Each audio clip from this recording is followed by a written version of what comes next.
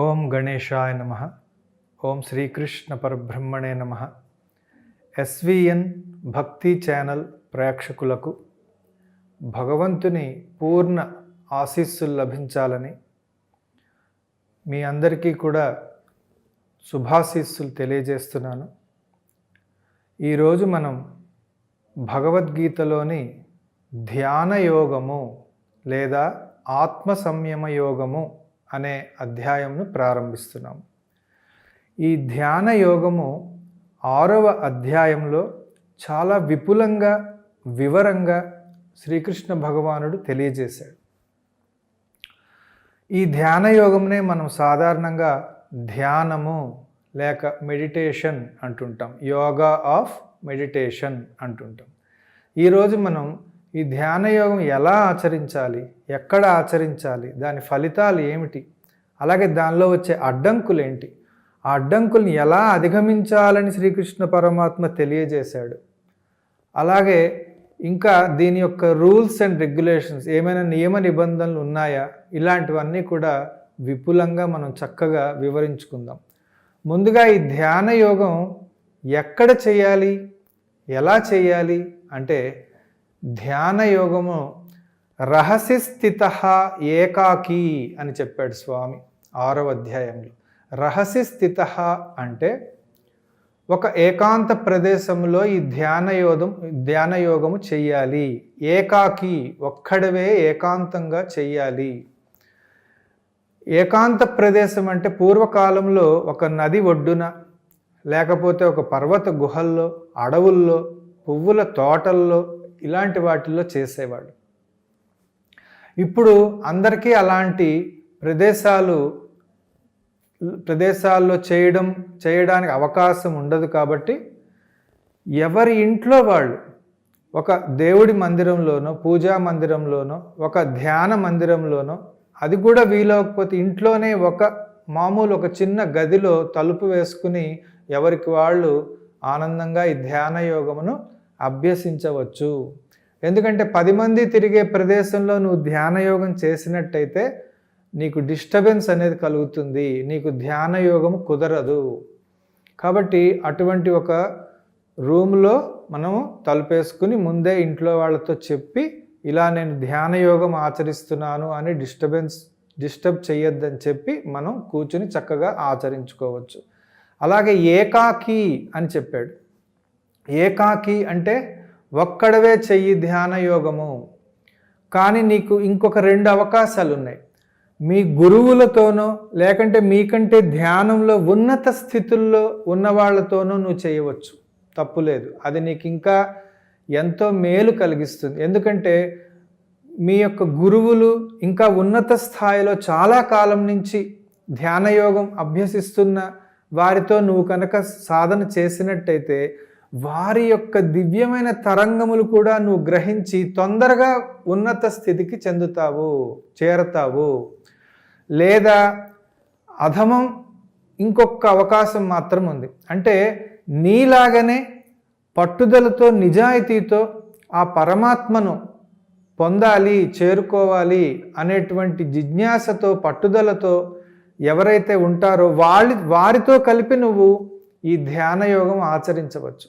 అంతేకాని నీకంటే తక్కువ స్థాయి వారితో కలిసి ఒకే రూమ్లో, ఒకే ప్రదేశంలో ధ్యాన యోగం చేయకూడదు. తక్కువ స్థాయి వాళ్ళంటే అప్పుడే కొత్తగా మొదలెట్టిన వాళ్ళు, లేక లౌకిక ప్రపంచ విషయ ఆసక్తి ఉన్నవాళ్ళు, ఈ ధ్యాన యోగం మీద పెద్దగా ఇంట్రెస్ట్ లేని వాళ్ళు, ఇలాంటి వారితో నువ్వు, లౌకిక ఆలోచనలు ఎక్కువ ఉన్నవాళ్ళు, ఇలాంటి వారితో కలిపి నువ్వు ధ్యాన యోగం ఎప్పుడూ కలిసి చేయకూడదు. అన్నిటికంటే ఉత్తమం ఒక్కడు చేయడం, లేదంటే నీకంటే ఉన్నత స్థాయి వారితో కలిసి ధ్యాన యోగం చేయడం. దాన్నే సామూహిక ధ్యానము అని కూడా అంటారు. లేదా కనీసం నీ వలనే మిక్కిలి పట్టుదల, నిజాయితీతో భగవంతుడి కోసం ప్రయత్నించే ధ్యాన సాధకులతో చేయవచ్చు. ఇది మనం తెలుసుకోవాల్సింది. ఇప్పుడు తర్వాత ఆసనం ఎలా ఉండాలి, ఎలాంటి ఆసనం అంటే కింద కూర్చునే స్థానం ఎలా ఉండాలి అంటే, శుచౌ దేశే ప్రతిష్టాప్య స్థిరం ఆసనం ఆత్మనః అన్నాడు శ్రీకృష్ణ భగవానుడు. అంటే శుచౌ దేశే అంటే శుచి అంటే కేవలం బాహ్య శుభ్రతే కాదండి, ఆధ్యాత్మిక శుభ్రత కూడా. అంటే ఏంటి బాహ్య శుభ్రత అంటే మనం కూర్చునే ఆ గది చక్కగా ఫస్ట్ చీపురుతో ఊడ్చుకోవాలి. ఎందుకు? దుమ్ము ధూళి మట్టి అలాగే బూజులు ఇలాంటివన్నీ శుభ్రం చేసుకోవాలి ఫస్ట్. తర్వాత ఒక తడిగుడ్డతో నీట్గా పాదాల ముద్రలు మట్టి అవేమీ లేకుండా శుభ్రం చేసుకోవాలి. ఇది బాహ్య శుభ్రత, అంటే గది శుభ్రంగా నీట్గా ఉండాలి. ఆధ్యాత్మిక శుభ్రత అంటే మనం కూర్చున్న ఆ ప్రదేశము లేదా ఆ రూములో అంతకుముందు విపరీతమైన లౌకిక చింతలతో కోరికలు వ్యామోహాలతో తిరుగాడిన మనుషుల మనసుల తరంగాలు అక్కడ ఉండకూడదు. అది నీకు ఆధ్యాత్మికంగా ప్రతికూల తరంగాలు వస్తాయి, అంటే నెగిటివ్ వైబ్రేషన్స్ వస్తాయి.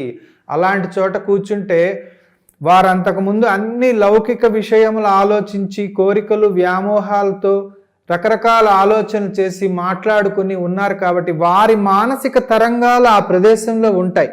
అది ఆధ్యాత్మిక శుభ్రత, ఆధ్యాత్మిక శుచి అంటే అది. అలాంటి ప్రదేశంలో నువ్వు కూర్చున్నట్టయితే నీకు ధ్యానం ఎన్నటికీ సరిగ్గా కుదరదు. కానీ నువ్వు దేవుడి పూజా గదిలో, పూజా మందిరంలో, ధ్యాన మందిరంలో, లేకపోతే ఒక గుడిలో, ఇలాంటి ప్రదేశాల్లో పవిత్రమైన సత్సంగాలు జరిగేటువంటి ఒక ప్రదేశంలో కనుక నువ్వు కూర్చుని ధ్యానం చేసినట్టయితే అక్కడ అంతకుముందు అన్ని అద్భుతమైన దివ్య తరంగాలు ఉండడం వల్ల నువ్వు ధ్యానం చేసేటప్పుడు అవన్నీ నీకు సహకరిస్తాయి. అప్పుడు నీకు ధ్యానము చాలా గొప్పగా తొందరగా ఫలిస్తుంది, త్వరితగతిన ఫలిస్తుంది. కాబట్టి ఇది మనం ఆసనం ఎలాంటి ప్రదేశంలో వేసుకోవాలన్నది మనం తెలుసుకున్నాం. శుచౌ దేశే ప్రతిష్టాప్య స్థిరం ఆసనం ఆత్మనః. స్థిరం అంటే ఏంటి? కదిలిపోకూడదు. నువ్వు కూర్చున్న సీట్ ఆసనం కదిలిపోకూడదు. ఉదాహరణకు స్ప్రింగ్ బెడ్ లాంటిది ఉంటుంది. అది వేసుకుంటే మనం ఇలా వంగితే ఇలా వంగిపోతుంది, కింద ఉన్న బెడ్ ఇలా వంగితే ఇలా వంగిపోతుంది, ఊగిపోతూ ఉంటుంది. అలాంటి దాని మీద ఈ ధ్యాన యోగం ఎప్పటికీ చేయకూడదు. ఎలా ఉండాలి? కింద ఉన్నది గట్టిగా నీకు చక్కగా స్థిరంగా ఉండాలి. ఒక హార్డ్ మ్యాట్రెస్ అంటే హార్డ్ బెడ్ అంటే కొంచెం మరీ గట్టిగా కాదు, మరీ మెత్తగా కాకుండా ఉండేటువంటి ఒక పరుపు మీద కూడా మీరు కూర్చుని చేయవచ్చు. ఇంకేమన్నాడు? స్థిరం ఆసనం ఆత్మనః. స్థిరం, పతంజలి మహర్షి గారు ఏమన్నారు? స్థిరం సుఖం ఆసనం అన్నారు. స్థిరం సుఖం, నీకు సుఖంగా కూడా ఉండాలి నువ్వు ఆసనం. నువ్వు ఒక విధంగా కూర్చున్నావు, 5 నిమిషాల్లో నీకు శరీరము కాళ్ళు నొప్పులు పుట్టాయి, అప్పుడు ధ్యానం ఎలా సాగుతుంది కదా? కాబట్టి స్థిరం సుఖం ఆత్మనః. సుఖం అన్నాడు కదా అని చెప్పి ఒక ఈజీ చైర్లో వెనక్కి జారగిలబడి కూర్చుని ఆ ధ్యానం చేస్తానంటే అలా కూడా కుదరదు. మరి ఎలా చేయాలి అంటే నీకు 100ల కొద్దీ యోగా ఆసనాలు ఉన్నాయి. యోగాసనాలు పుస్తకం చూస్తే అనేక రకాలైన ఆసనాలు ఉన్నాయి. వాటన్నిటిలోటి ఒక్కటి ఎంచుకుని నీకు సుఖంగా ఉండేది దానిలో కూర్చుని నువ్వు చక్కగా ఆచరించుకోవచ్చు.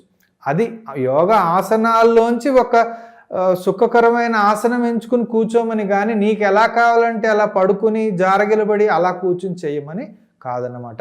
కాబట్టి స్థిరం సుఖం ఆసనం. అలాగా ఆసనం. అదే పాశ్చాత్య దేశీయులు అంటే ఫారినర్స్, అంటే అమెరికా వాళ్ళు, యూరోప్ వాళ్ళు, అటువంటి వెస్టర్నర్స్, పాశ్చాత్య దేశీయులు మనలాగా బాసింపట్టు వేసుకుని మటం కాళ్ళు వేసుకుని వాళ్ళు కింద కూర్చోలేరు. మరి వాళ్ళు ఎలా ధ్యానం చేయాలి అంటే వాళ్ళకి కుర్చీలో కూర్చుని కూడా ధ్యానం చేసుకోవచ్చు. ఇప్పుడు ఆ ఆసనం ఏ వస్తువుతో తయారైంది ఉండాలి, ఇలాంటి వివరాలన్నీ తెలియజేస్తున్నాడు. నా అతి ఉచ్ఛ్రితం, నా అతి నీచం. నా అతి ఉచ్ఛ్రితం అంటే చాలా హైట్లో ఎక్కి కూర్చోకూడదు ధ్యానానికి. చాలా హైట్లో ఏదో అటక మీద కూర్చుంటాను అలా కూర్చోకూడదు. ఎందుకంటే అక్కడ కూర్చుంటే మనకు ధ్యానం అని చెప్పి కళ్ళు మూసుకుంటే సహజంగా నిద్రలోకి వెళ్ళే అలవాటు ఉంటుంది. అటువంటి నిద్ర వచ్చినట్టయితే మీరు ధ్యానంలో కళ్ళు మూసుకుని కూర్చున్నప్పుడు కింద పడిపోతారు, మీకు దెబ్బలు తగులుతాయి. అందుకని చాలా హైట్ మీద కూడా కూర్చోకూడదు. అలాగే నా అతి నీచం. నా అతి నీచం అంటే మరీ నేల మీద కూడా కూర్చోకూడదు. నేల మీద ఎందుకు కూర్చోకూడదు అంటే నేల ఎప్పుడు చల్లగా ఉంటుంది. భూమి యొక్క గురుత్వాకర్షణ శక్తి వల్ల మీరు ధ్యానం చేస్తున్నప్పుడు ఉత్పత్తి అయిన శక్తి తరంగాలు భూమి లాగేసుకుంటుంది, భూమిలోకి వెళ్ళిపోతుంది. భూమి గురుత్వాకర్షణ శక్తి వల్ల భూమిలోకి వెళ్ళిపోతుంది. అందుకని మనం నేల మీద కూడా నేరుగా కూర్చోకూడదు. ఓం గణేశాయ నమః. ఓం శ్రీకృష్ణ పరబ్రహ్మణే నమః. ఎస్విఎన్ భక్తి ఛానల్ ప్రేక్షకులకు భగవంతుని పూర్ణ ఆశీస్సులు లభించాలని మీ అందరికీ కూడా శుభాశీస్సులు తెలియజేస్తున్నాను. ఈరోజు మనం భగవద్గీతలోని ధ్యాన యోగము లేదా ఆత్మ సంయమ యోగము అనే అధ్యాయంను ప్రారంభిస్తున్నాం. ఈ ధ్యాన యోగము 6వ అధ్యాయంలో చాలా విపులంగా వివరంగా శ్రీకృష్ణ భగవానుడు తెలియజేశాడు. ఈ ధ్యాన యోగంనే మనం సాధారణంగా ధ్యానము లేక మెడిటేషన్ అంటుంటాం, యోగా ఆఫ్ మెడిటేషన్ అంటుంటాం. ఈరోజు మనం ఈ ధ్యాన యోగం ఎలా ఆచరించాలి, ఎక్కడ ఆచరించాలి, దాని ఫలితాలు ఏమిటి, అలాగే దానిలో వచ్చే అడ్డంకులు ఏంటి, ఆ అడ్డంకుల్ని ఎలా అధిగమించాలని శ్రీకృష్ణ పరమాత్మ తెలియజేశాడు. అలాగే ఇంకా దీని యొక్క రూల్స్ అండ్ రెగ్యులేషన్స్, ఏమైనా నియమ నిబంధనలు ఉన్నాయా, ఇలాంటివన్నీ కూడా విపులంగా మనం చక్కగా వివరించుకుందాం.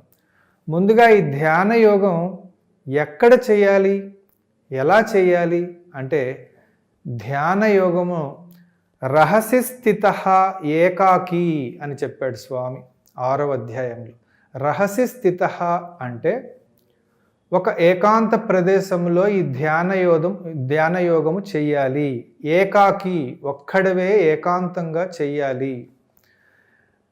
ఏకాంత ప్రదేశం అంటే పూర్వకాలంలో ఒక నది ఒడ్డున, లేకపోతే ఒక పర్వత గుహల్లో, అడవుల్లో, పువ్వుల తోటల్లో, ఇలాంటి వాటిల్లో చేసేవాడు.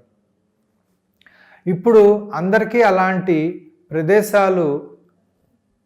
ప్రదేశాల్లో చేయడానికి అవకాశం ఉండదు. కాబట్టి ఎవరి ఇంట్లో వాళ్ళు ఒక దేవుడి మందిరంలోనో, పూజా మందిరంలోనో, ఒక ధ్యాన మందిరంలోనో, అది కూడా వీలవకపోతే ఇంట్లోనే ఒక చిన్న గదిలో తలుపు వేసుకుని ఎవరికి వాళ్ళు ఆనందంగా ఈ ధ్యాన యోగమును అభ్యసించవచ్చు.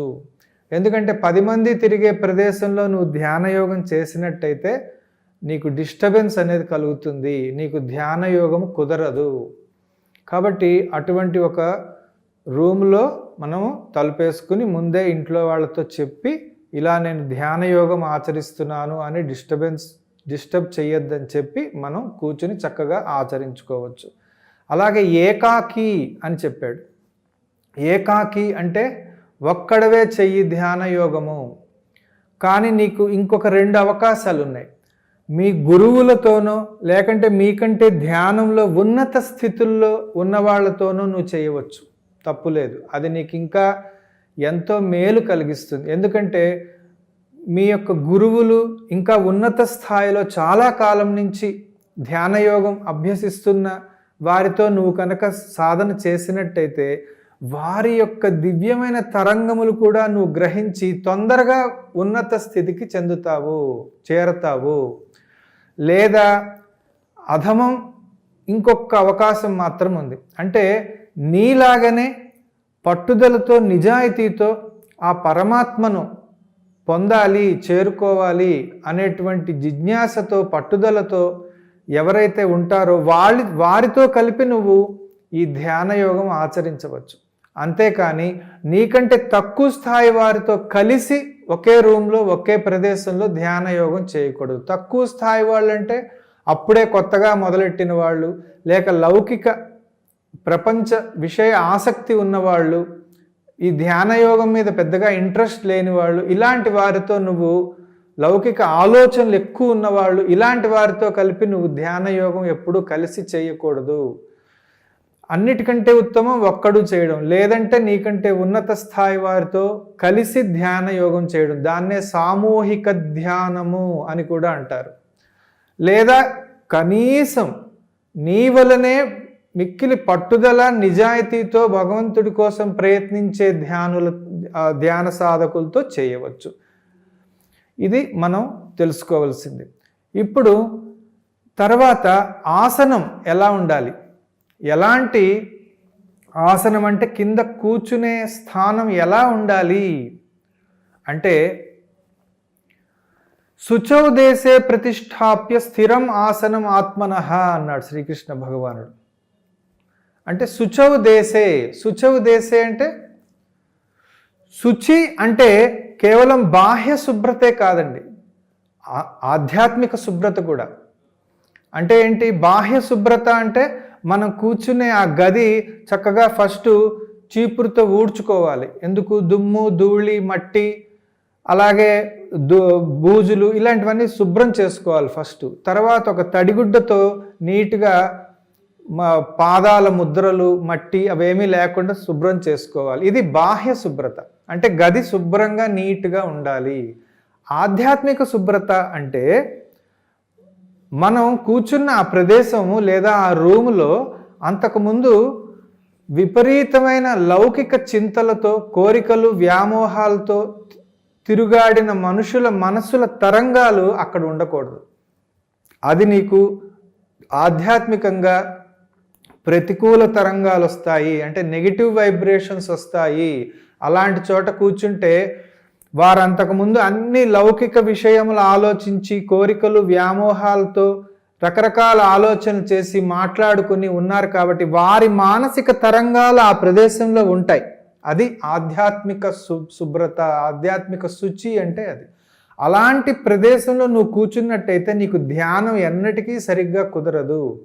కానీ నువ్వు దేవుడి పూజా గదిలో, పూజా మందిరంలో, ధ్యాన మందిరంలో, లేకపోతే ఒక గుడిలో, ఇలాంటి ప్రదేశాల్లో పవిత్రమైన సత్సంగాలు జరిగేటువంటి ఒక ప్రదేశంలో కనుక నువ్వు కూర్చుని ధ్యానం చేసినట్టయితే అక్కడ అంతకుముందు అన్ని అద్భుతమైన దివ్య తరంగాలు ఉండడం వల్ల నువ్వు ధ్యానం చేసేటప్పుడు అవన్నీ నీకు సహకరిస్తాయి.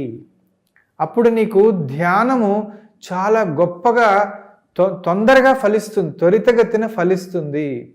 కాబట్టి ఇది మనం ఆసనం ఎలాంటి ప్రదేశంలో వేసుకోవాలన్నది మనం తెలుసుకున్నాం. శుచౌ దేశే ప్రతిష్టాప్య స్థిరం ఆసనం ఆత్మనః. స్థిరం అంటే ఏంటి? కదిలిపోకూడదు. నువ్వు కూర్చున్న సీట్ ఆసనం కదిలిపోకూడదు. ఉదాహరణకు స్ప్రింగ్ బెడ్ లాంటిది ఉంటుంది. అది వేసుకుంటే మనం ఇలా వంగితే ఇలా వంగిపోతుంది, కింద ఉన్న బెడ్ ఇలా వంగితే ఇలా వంగిపోతుంది, ఊగిపోతూ ఉంటుంది. అలాంటి దాని మీద ఈ ధ్యాన యోగం ఎప్పటికీ చేయకూడదు.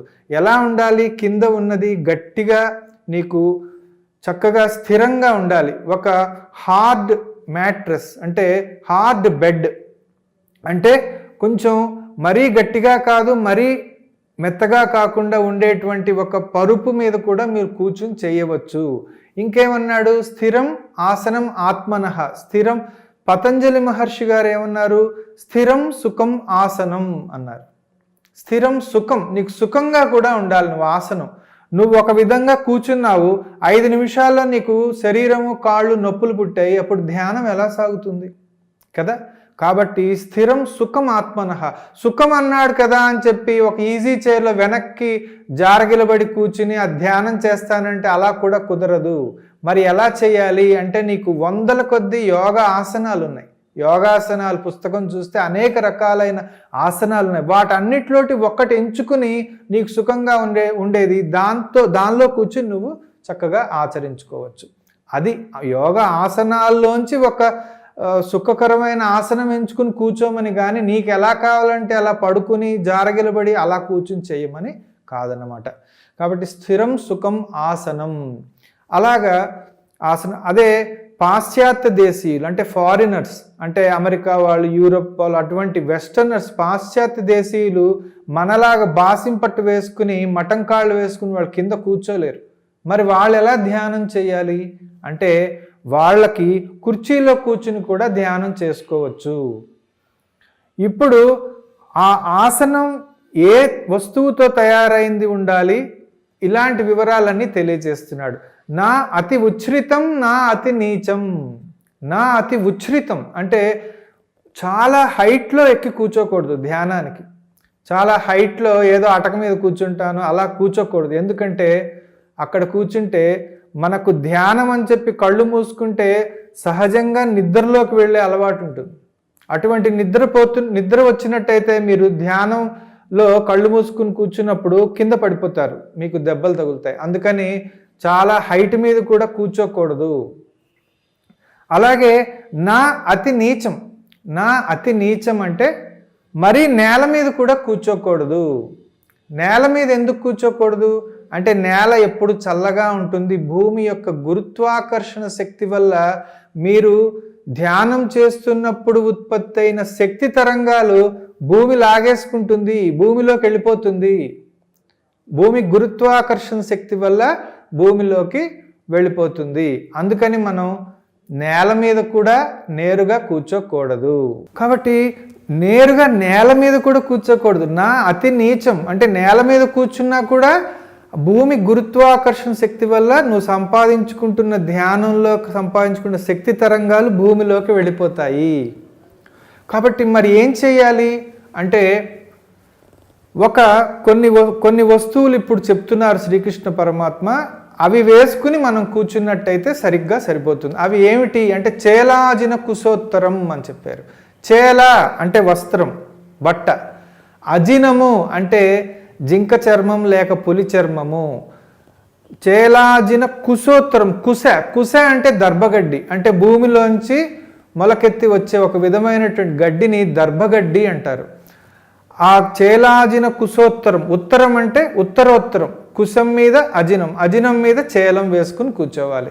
అంటే కుశం మీద అజినం. కుశం అంటే దర్భగడ్డి. దర్భగడ్డితో తయారు చేసిన దర్భ చాపలు వేసుకుని కూర్చోవాలి నేల మీద. దర్భ చేపలు మనకి ప్రతి పూజా స్టోర్లోనూ మీరు అడిగితే ఆ దర్భ చేపలు దొరుకుతాయి. లేదా మీరు ఆర్డర్ ఇచ్చినా కూడా చక్కగా వాళ్ళు తెప్పించిస్తారు. అటువంటి దర్భ చేప వేసుకుని కూర్చోవాలి. దర్భ చేపల యొక్క విశిష్టత ఏమిటి అంటే దర్భ చేపలు ఏం చేస్తాయంటే మీకు అవి భూమిలోకి మీ శక్తి తరంగాలు వెళ్ళిపోనీయకుండా అడ్డుకుంటుంది దర్భగడ్డి. దాన్ని ఇన్సులేటర్ అంటారు ఇంగ్లీష్లో.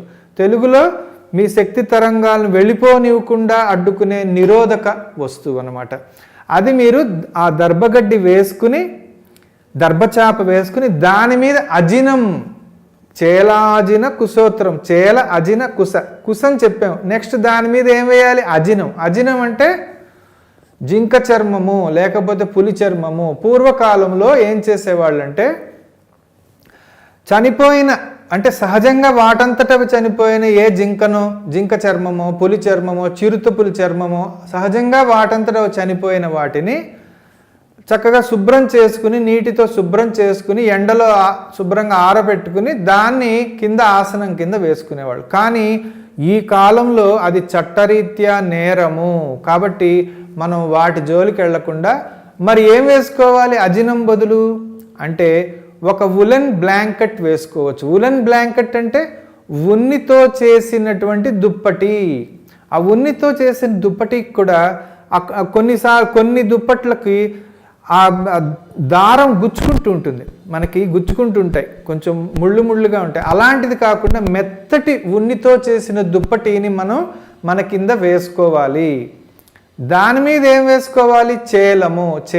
చేలాజిన కుశోత్తరం. చేల అజిన కుశ ఉత్తరం. కుశం వేసాం, అజినం వేసాం. ఇప్పుడు దాని మీద చేలం వేయాలి. చేల అంటే ఏంటంటే వస్త్రము. వస్త్రము సిల్క్దైనా అవ్వచ్చు, కాటన్దైనా అవ్వచ్చు. సిల్క్దైతే కాటన్ కంటే కూడా ఎక్కువగా మీ శక్తి తరంగాలను కిందకి వెళ్ళిపోకుండా అడ్డుకుంటుంది. అంటే మీ శక్తి తరంగాలు నష్టపోనీయకుండా అడ్డుకుంటుంది. ఏది? సిల్క్ క్లాత్, సిల్క్ బట్ట అయితే. కాబట్టి అది వేసుకోండి. లేదు అది కొనుక్కోలేము, మనం అది లభించలేదు అంటే కాటన్ బట్ట కూడా మీరు వేసుకోవచ్చు. ఇలా మీరు వేసుకున్నట్టయితే చక్కటి ఆసనం తయారైనట్టు అనమాట. మరి ఫారినర్స్, పాశ్చాత్య దేశీయులు వాళ్ళు కుర్చీలో కూర్చుంటారు కదా, వాళ్ళు ఎలా చేయాలి అంటే వాళ్ళ కింద ఈ వస్త్రము, దాని కింద ఉన్ని దుప్పటి ఇది వేసుకుని కాళ్ళ కిందకు కూడా ఆ 2 వస్త్రాలు వచ్చేలాగా పొడవాటి వేసుకుని కూర్చోవాలి. ఇలా మనం చక్కగా ధ్యానాన్ని ప్రారంభించాలి. ఇది ధ్యానం యొక్క ఎక్కడ కూర్చోవాలి, ఆసనము, వాటి పద్ధతి అనమాట. ఇప్పుడు ప్రొసీజర్లోకి వెళ్తున్నాం. అసలు ధ్యానం ఎలా చేయాలి, ధ్యాన యోగం ఏమని చెప్పాడు శ్రీకృష్ణ భగవానుడు? మనకు రకరకాల గురువులు, ఎవరో మహానుభావుడు అన్నారు, ఊరికొక ఆశ్రమం, వీధికొక గురువు తయారయ్యారు నాయన. దానిలో ఎంతమంది మోసపు గురువులో తెలియదు. ప్రతివాడు బొట్టు పెట్టుకుని రుద్రాక్షమాల వేసుకుంటే గురువు అని చెప్పి వాళ్ళ కాళ్ళ మీద పడుతున్నాం. కాబట్టి వాళ్ళు ఏవేవో రకరకాల వాళ్ళకు తోచిన ధ్యానాలు చెప్తున్నారు, రకరకాల పద్ధతులు. తప్పు. అలా ఎవరు పడితే వాళ్ళు చెప్పింది మీరు ఆచరించవద్దు. నేరుగా సాక్షాత్తు పరమాత్మ అయిన శ్రీకృష్ణ భగవానుడు భగవద్గీతలో 6వ అధ్యాయాలను వివరంగా చెప్తుంటే మనకు వేరే గురువెందుకు? కాబట్టి ఆయన ఏం చెప్పాడు అంటే, మొట్టమొదట ప్రారంభిస్తున్నాడు. సమం కాయం శిరోగ్రీవం ధారయన్ అచలం స్థిరః సంప్రేక్ష నాసికాగ్రం స్వం దిశశ్చ అనవలోకయన్ అన్నాడు. అంటే సమం కాయ శిరోగ్రీవం, కాయ శరీరం, శిరో శిరస్సు తల, గ్రీవం మెడ. సమం అంటే సమమైన లైన్లో ఉండాలి, ఒకే లైన్లో ఉండాలి, సమమైన రేఖగా ఉండాలి. అంటే మన శరీరము, మన మెడ, మన తల ఒకే లైన్లో ఉండాలి. అంటే నడుము ఉంచేయడం, తల ఉంచేయడం అలా చేయకూడదు అనమాట. అన్నీ ఒకే లైన్లో ఉండాలి. సమం అంటే సమమైన సరళ సమ రేఖలో ఉండాలి. ఎందుకు అలా ఉండాలి? ఎందుకు సమంగానే ఉండాలి? నడుము ఉంచితే ఇబ్బంది ఏమిటి అంటే చక్కటి ప్రశ్న. దీనికి మనం కొంచెం యోగ విజ్ఞానం ప్రకారం కొద్దిగా తెలుసుకోవాల్సి ఉంది. మనం జన్మించినప్పుడు పరమాత్మ యొక్క దివ్య శక్తి ఇక్కడ సహస్రార చక్రము అంటారు. ఈ సహస్రార చక్రం నుంచి ప్రయాణించి ఆజ్ఞాచక్రం, 2 కనుబొమ్మల మధ్య ఆజ్ఞాచక్రం నుంచి ప్రయాణించి ఈ గొంతు వెనక మెడ మీద వెన్నెముకలో వెన్నుపాము ద్వారా కిందికి దిగుతూ అలాగ హృదయం దగ్గర అనాహత చక్రంగా వచ్చి అలా మణిపూరక చక్రంగా కింద మరో 2 చక్రాలుగా మొత్తం 7 చక్రాలు. అంటే 7 శక్తి స్థానాలు, శక్తి కేంద్రాలు. వాటినే ఎనర్జీ సెంటర్స్, వాటినే చక్రాలు అంటారు. చక్రం కాదు అక్కడ, అది శక్తి స్థానం. పరమాత్మ మొట్టమొదట మనం పుట్టినప్పుడు ఇక్కడి నుంచి ప్రవేశించి ఇప్పుడు నేను చెప్పిన విధంగా అలా వెన్నెముకలో వెన్నుపాము వెంట అలా కిందికి దిగుతూ మన శరీరం అంతా వ్యాపించి ఉన్నాడు. వెన్నుపాములోంచి వెన్నుపాములోంచి ఏవైతే నరాలు మన శరీరంలోకి అంతటా వ్యాపించి ఉన్నాయో, ఎక్కడెక్కడికి వ్యాపించి ఉన్నాయి నరాలు? ఈ వెన్నుపాములోంచి చేతులు, కాళ్ళు, పొట్ట, ఛాతి, వీపు, ముఖము అంతటా నరాలు వ్యాపించి ఉన్నాయి కదా. ఆ నరాన కూడా ఈ దివ్య శక్తి వ్యాపించి ఉంది. ఆ దివ్య శక్తి ఈ చేతుల్లోకి, కాళ్ళలోకి, మొహము, మిగతా ఒళ్ళంతా కూడా ఆ దివ్యశక్తి ఉండడం వల్లనే నేను ప్రపంచాన్ని చూస్తున్నాను, వింటున్నాను, వాసన చూస్తున్నాను, రుచి చూస్తున్నాను. ఈ మొత్తం ఈ చర్మం ద్వారా స్పర్శ తెలుసుకుంటున్నాను. ఉదాహరణకి ఇక్కడ దోమ కుడితే కరెక్ట్గా ఇక్కడ కుట్టిందనే నాకు తెలుసు, ఇలా అంటాను. ఎందుకని? ఇక్కడ ఉన్న నరాల్లో కూడా, నాడుల్లో కూడా ఉన్నటువంటి దివ్యశక్తి నాకు తెలియజేసింది ఇక్కడ ఏదో కుడుతోంది, నిన్ను నా శరీరానికి ఇబ్బంది కలిగించేది ఇక్కడ కుడుతోంది అని. అందుకని అక్కడ కొట్టగలుసు. అంటే ఈ చర్మం మొత్తం కూడా ఆ దివ్య శక్తి వ్యాపించి ఉంది, ప్రపంచాన్ని అర్థం చేసుకుంటోంది, గ్రహిస్తోంది. బాగా అర్థం చేసుకోండి. ఆ దివ్యశక్తి ఏదైతే శరీరంలోకి ప్రవేశించిందో పరమాత్మ శక్తి, అది శరీరం అంతా వ్యాపించి దానివల్ల మనం ప్రపంచం అంతా అర్థం చేసుకోగలుగుతున్నాం, గ్రహించగలుగుతున్నాం, చూస్తున్నాం, వింటున్నాం. ఇవన్నీ మనసు కూడా ఆలోచిస్తోంది, అర్థం చేసుకుంటోంది, గ్రహిస్తోంది. కాబట్టి ఇది ఏంటి? మనం పుట్టినప్పుడు. ఇప్పుడు మన పర్పస్ ఏమిటి? ఇప్పుడు మనం ఏం చేయదలుచుకున్నాము ధ్యానంలో? మళ్ళీ ఆ శక్తిని మళ్ళీ పరమాత్మ స్థానంలోకి తీసుకెళ్ళి పరమాత్మలో శాశ్వతంగా ఐక్యమైపోదలుచుకున్నాము ధ్యానం ద్వారా. అంటే మోక్షం పొందదలుచుకున్నాము. కాబట్టి ఈ నరనరాన ఉన్నటువంటి శక్తులన్నిటినీ, కాళ్ళలో, చేతుల్లో, ముఖములో, శరీరంలో అంతట్లోంచి ఉన్నటువంటి నరనరాన వ్యాపించిన శక్తులన్నిటినీ మళ్ళీ వెన్నుపాములోకి తీసుకొచ్చి, ఏదైతే వెన్నెముక, మన బ్యాక్ బోన్ వెన్నెముకలో వెన్నుపాములో తీసుకొచ్చి మళ్ళీ ఎలా కిందికి వచ్చామో అలాగే పైకి వచ్చి రెండు కనుబొమ్మల్లో ఉన్న ఆజ్ఞాచక్రం ద్వారా మళ్ళీ సహస్రార చక్రంలో పరమాత్మతో ఐక్యం అవ్వాలి. అది ధ్యాన యోగం యొక్క లక్ష్యం. మోక్షం అలా సిద్ధిస్తుంది. మరి ఇక్కడి నుంచి ఈ శక్తిని వెన్నుపాములోకి తీసుకురావాలంటే మన వెన్నుముక, తల, మెడ, తల ఒకే లైన్లో ఉండాలి. అదే మనం ఇలా నడుము దగ్గర వంచేసామనుకోండి, ఏమవుతుంది? ఈ శక్తి వెన్నుపాములోకి వస్తుంది కానీ పైకి వెళ్ళలేదు. ఎందుకంటే నడుము దగ్గర వంగిపోయింది, ఇరుకైపోయాయి, నరాలు వంగిపోయాయి, ఇరుకైపోయాయి. కాబట్టి ఇంకా పైకి వెళ్ళలేవు. మరి మీరు మోక్ష సాధన ఎలా చేస్తారు? అందుకని నడుము కూడా స్ట్రైట్గా పెట్టాలి. అలాగే కొంతమంది తల వంచేస్తుంటారు, అప్పుడు కూడా పూర్తి ఫలితం రాదు. కొంతమంది తల పూర్తిగా పైకెత్తుతుంటారు, అప్పుడు కూడా పూర్తిగా రాదు. ఇలా మనం చక్కగా నిటారుగా ఈ గడ్డము భూమికి సమాంతరంగా ఉండాలి. ఇలా కూర్చోవాలి. తర్వాత చేతులు ఎలా ఉండాలి? ఇలా పైకి ఉండి తొడలకి, పొట్టకి మధ్యలో చక్కగా ఇలా ఇరికించి పెట్టుకోవాలి. దానివల్ల ఏమవుతుందంటే ముందుకి వంగిపోకుండా మనకు చక్కటి ఆధారం, సపోర్ట్ ఉంటుందన్నమాట. అలా కూర్చుని మనం ధ్యాన యోగాన్ని కంటిన్యూ చేయాలి. తర్వాత ఏం చేయాలి? తర్వాత సంప్రేక్ష నాసికాగ్రం స్వం దిశశ్చ అనవలోకయన్. సంప్రేక్ష అంటే చూడాలి. ఎక్కడ చూడాలి? నాసికాగ్రం స్వం. స్వం అంటే నీ యొక్క, నాసికాగ్రం, నాసిక అంటే ముక్కు, ముక్కు యొక్క అగ్రం అంటే కొన, అంటే ఇది కాదు, ఇది. అగ్రం అంటే ఏంటంటే నాసిక అగ్రం అంటే ఏంటంటే ముక్కు ఎక్కడ మొదలైందో అక్కడ చూడమని. అంటే ముక్కు ఎక్కడ మొదలైంది మనకి? ఇది ముక్కు కొన, కానీ ఇక్కడ మొదలవలేదు. ముక్కు మొదలయ్యేది ఈ రెండు కనుబొమ్మల మధ్య నుంచి. దీన్నే ఆజ్ఞాచక్ర స్థానం అంటారు. కాబట్టి ఈ ఆజ్ఞాచక్ర స్థానంలో మొదలైంది కాబట్టి నాసిక యొక్క అగ్రము, ముక్కు యొక్క అగ్రభాగం, మొదటి భాగం అక్కడ చూడాలి, ఇక్కడ చూడాలి. మనం ఈ ఆజ్ఞాచక్ర స్థానంలో మనం చక్కగా కళ్ళతో కాదు మనస్సుతో మనం చూడాలి. కాబట్టి ఇక్కడ రెండు కనుబొమ్మల మధ్య ఆజ్ఞాచక్ర స్థానంలో మనం ధ్యానం చెయ్యాలి. సంప్రేక్ష అంటే చూడాలి. ఎక్కడ? నాసికాగ్రం స్వం. స్వం అంటే నీ ముక్కు కొన, ఎదుటివాడి ముక్కు కొన కాదు, నీ ముక్కు కొన చూడాలి.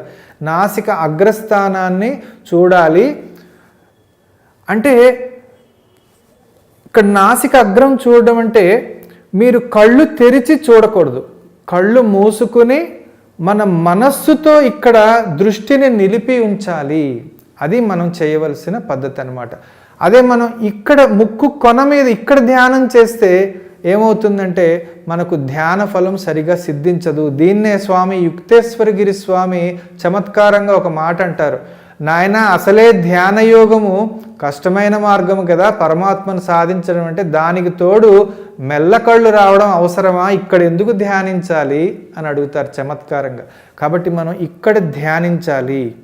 ఇక్కడ ధ్యానించడం అంటే ఎలా అంటే, మీరు ఇప్పుడు ఈ నరనరాన వ్యాపించున్న దైవశక్తిని వెన్నుపాములోకి తీసుకొచ్చి పైకి దాన్ని తీసుకుని వచ్చి ఇక్కడ పెట్టాలి.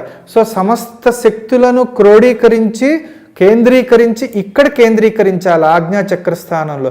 ఇక్కడ అలాగ ధ్యానంలో నిమగ్నం అయిపోవాలి. ఎందుకంటే ఇది చివరి మెట్టు, ఇది దాటితే పరమాత్మ స్థానం. కాబట్టి మనం ఇక్కడ కాన్సన్ట్రేట్ చేయాలి. ఇక్కడ ఏకాగ్రపరిచి మనం భగవంతుడిని చేరుకోవడానికి తప్పనిసరిగా అవకాశం ఉంటుంది. సంప్రేక్ష నాసికాగ్రం స్వం దిశశ్చ అనవలోకయన్ అని ఆ తర్వాత ఏమన్నారు?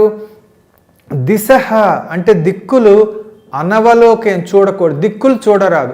కొంతమంది ఏం చేస్తుంటారంటే ధ్యానం చేస్తూ మాటిమాటికి ప్రతి 5 నిమిషాలకు కళ్ళు తెరిచి ఎవరైనా నన్ను గమనిస్తున్నారా, నేను గొప్ప ధ్యాన యోగినని ఎవరైనా అనుకుంటున్నారా, లేకపోతే ప్రపంచం ఏమైపోతుందో, ప్రపంచ విషయాసక్తి అనమాట. మాటిమాటికి కళ్ళు తెరవడం అనేది ప్రపంచ విషయాసక్తి. కాబట్టి మాటిమాటికి అలా కళ్ళు తెరవకూడదు. ఆ తర్వాత కొంతమంది మాటిమాటికి ఇలా కదులుతూ ఉంటారు, తల కదులుస్తుంటారు, చేతులు కదులుస్తుంటారు, మాటిమాటికి వెళ్ళి నీళ్లు తాగి వస్తుంటారు, బాత్రూమ్కి వెళ్ళి వస్తుంటారు. ఇలాగా ఇందాక ఏమన్నారు, సమం కాయ శిరోగ్రీవం ధారయన్ అచలం స్థిరః అంటే కదలకూడదు, కదలకుండా చక్కగా అలాగా ఒక విగ్రహమూర్తిలాగా మనం ధ్యానం చేయాలి. అలాగే దిశశ్చ అనవలోకయన్ దిక్కులు చూడకూడదు, దిక్కులు చూడకుండా మనం ఇంకొక విషయం ఏంటంటే, మీకు కారు బ్యాటరీ వల్ల కారు యొక్క 2 ఫ్రంట్ హెడ్ లైట్లు వెలుగుతున్నాయి కదా. కారు యొక్క 2 హెడ్ లైట్లు ఎలా వెలుగుతున్నాయి? కారు బ్యాటరీ వల్ల. అలాగే ఈ ఆజ్ఞాచక్రం అనేది కారు బ్యాటరీ అనమాట. ఇది నీ 2 కళ్ళు అనేటువంటి హెడ్ లైట్లకు చూసే శక్తిని ప్రసాదిస్తుంది. ఏది? ఆజ్ఞాచక్రం. కాబట్టి మనం కళ్ళు తెరిచి ప్రపంచాన్ని చూస్తుంటే ఈ శక్తి అలా నిరవధికంగా వృధా అవుతూ ఉంటుంది. కాబట్టి ధ్యానం సరిగ్గా కుదరదు. కాబట్టి కళ్ళు మూసుకుని ఆ శక్తుల్ని కూడా ఇక్కడ కేంద్రీకరించాలి. ఇక్కడ కేంద్రీకరించి ఇంకా తదేకంగా అలా ధ్యానంలో నిమగ్నం అవ్వాలి. ఆ తర్వాత ఏం చేయాలి? శనై ఉపరమేత్ బుద్ధ్యా ధృతి గృహీతయా ఆత్మసంస్థం మనః కృత్వా నకించిదపి చింతయేత్ అంటే శనైహ అంటే మెల్లిమెల్లిగా ఉపరమేత్ బుద్ధ్యా. ఉపరమేత్ అంటే ఉపరమించాలి. అంటే ఉపరమించడం అంటే రమించడం అంటే ప్రపంచ విషయాల పట్ల నీ మనసు ఆసక్తి కనబరచడం. ఉపరమించడం అంటే ఈ ప్రపంచం నుంచి మరల్చి దానిని నీ మనసు యందే, నీ లోపలయే మనసుని లగ్నం చేయడం. మనసు ప్రపంచ విషయాల నుంచి మరల్చి నీ లోపల ఉన్నటువంటి పరమాత్మతత్వం యందు తిరిగి కేంద్రీకరించడమే ఉపరమించడము. కాబట్టి శనై ఉపరమేత్ అంటే మెల్లిగా మనసును బయట నుంచి మరల్చి నీ లోపల ఉన్న పరమాత్మ యందు లగ్నం చేయాలి. అది ఉపరమేత్ బుద్ధ్యా అంటే నీ మనసు బుద్ధి. మనసు కోతిలా గెంతుతూ ఉంటుంది చంచలంగా. బుద్ధి ఏం చేస్తుంది? విచక్షణాత్మకమైన జ్ఞానం కలిగి ఉంటుంది. వద్దు అంటే నీకు ప్రమాదకరం అయితే వద్దని చెప్తుంది. అది మనం ఆచరించాలి. అది నీకు విచక్షణతో ఇంకా బయటకి చూడకు, పరమాత్మ లోపల ఉన్నాడు చూడు అని నీకు తెలియజేస్తుంది. కాబట్టి మళ్ళీ మన మనసుని లోపలికి తీసుకురావడానికి వీలవుతుంది. ఉపరమేత్ అంటే అదనమాట. తర్వాత ఏం చేయాలి? ఉపరమేత్ బుద్ధ్యా ధృతి గృహీతయా.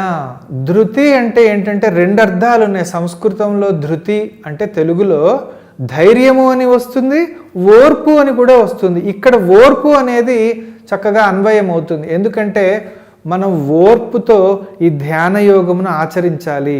నేను ఈరోజు ధ్యాన యోగానికి కూర్చున్నాను, నాకు ఈరోజు వెంటనే పరమాత్మ దర్శనం అయిపోవాలి, ఎందుకు కనబడలేదు అని అడిగితే మనకు ప్రయోజనం ఉండదు. ఎందుకంటే పరమాత్మను అంత తేలిగ్గా ఒక్క రోజులో పొందేయాలనుకోవడం మూర్ఖత్వము.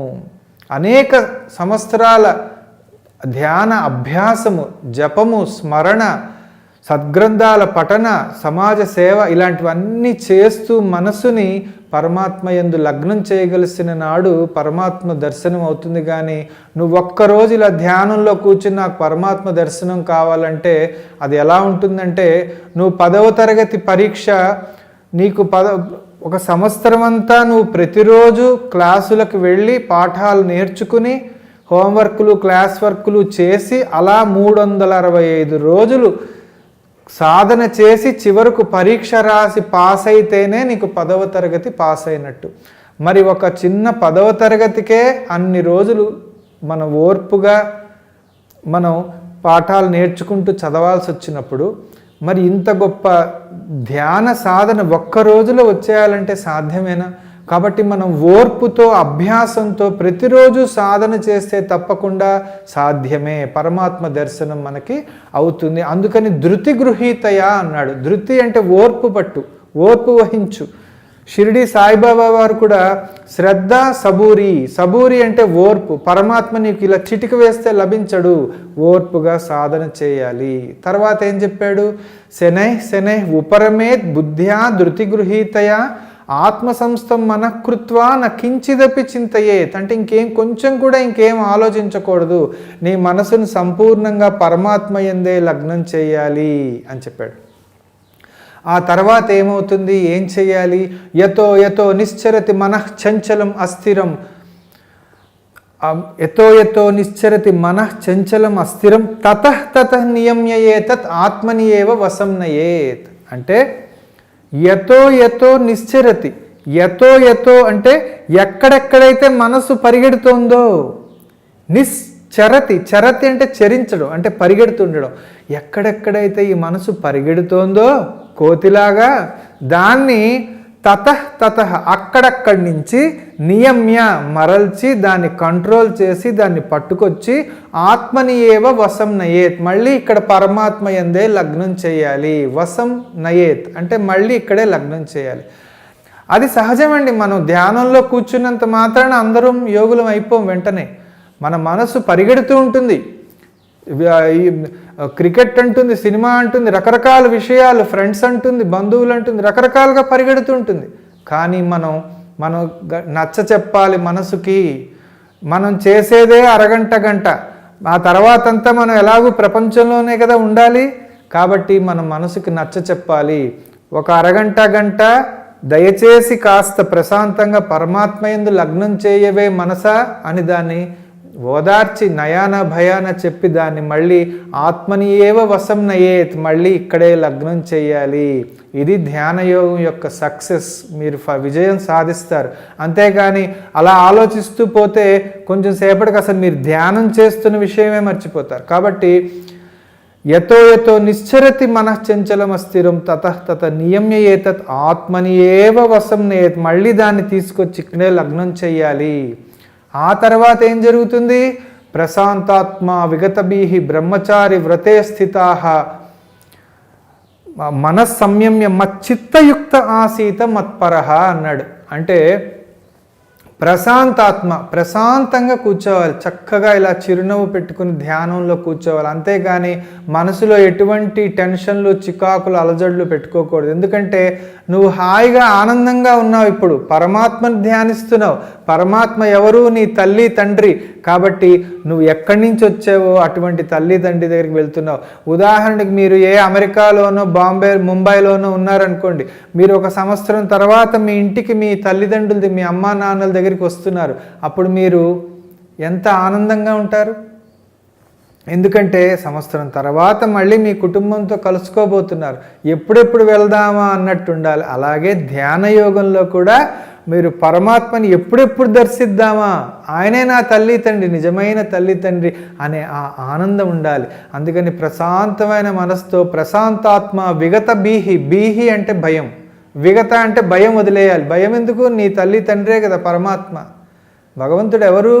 నీ సొంత తల్లి తండ్రి సొంత తల్లిదండ్రులు కూడా పుట్టించినవాడు. కాబట్టి అంతకంటే దగ్గర ఇంకెవరు లేరు. కాబట్టి విగత బీహి బ్రహ్మచారి వ్రతే స్థితః, బ్రహ్మచర్యంలో ఉంటూ మనస్సంయమ్య మనసును కంట్రోల్లో పెట్టుకుని మచ్చిత్తయుక్త ఆసీత మత్పరః, మచ్చిత్తయుక్త ఆసీత 4 పదాలు ఉన్నాయి. మత్ అంటే నాయందు, చిత్తం అంటే నీ చిత్తం, నీ మనసు, యుక్త లగ్నం చేయి, ఫోకస్ చేయి, కాన్సన్ట్రేట్ చేయి, ఏకాగ్రత చేయి, ఆసీత ఉండవలెను. చక్కగా నాయందే నీ మనస్సును లగ్నం చేసి ఉండవలెను. చక్కగా అలా ధ్యానం చేసుకుంటూ ఉండు.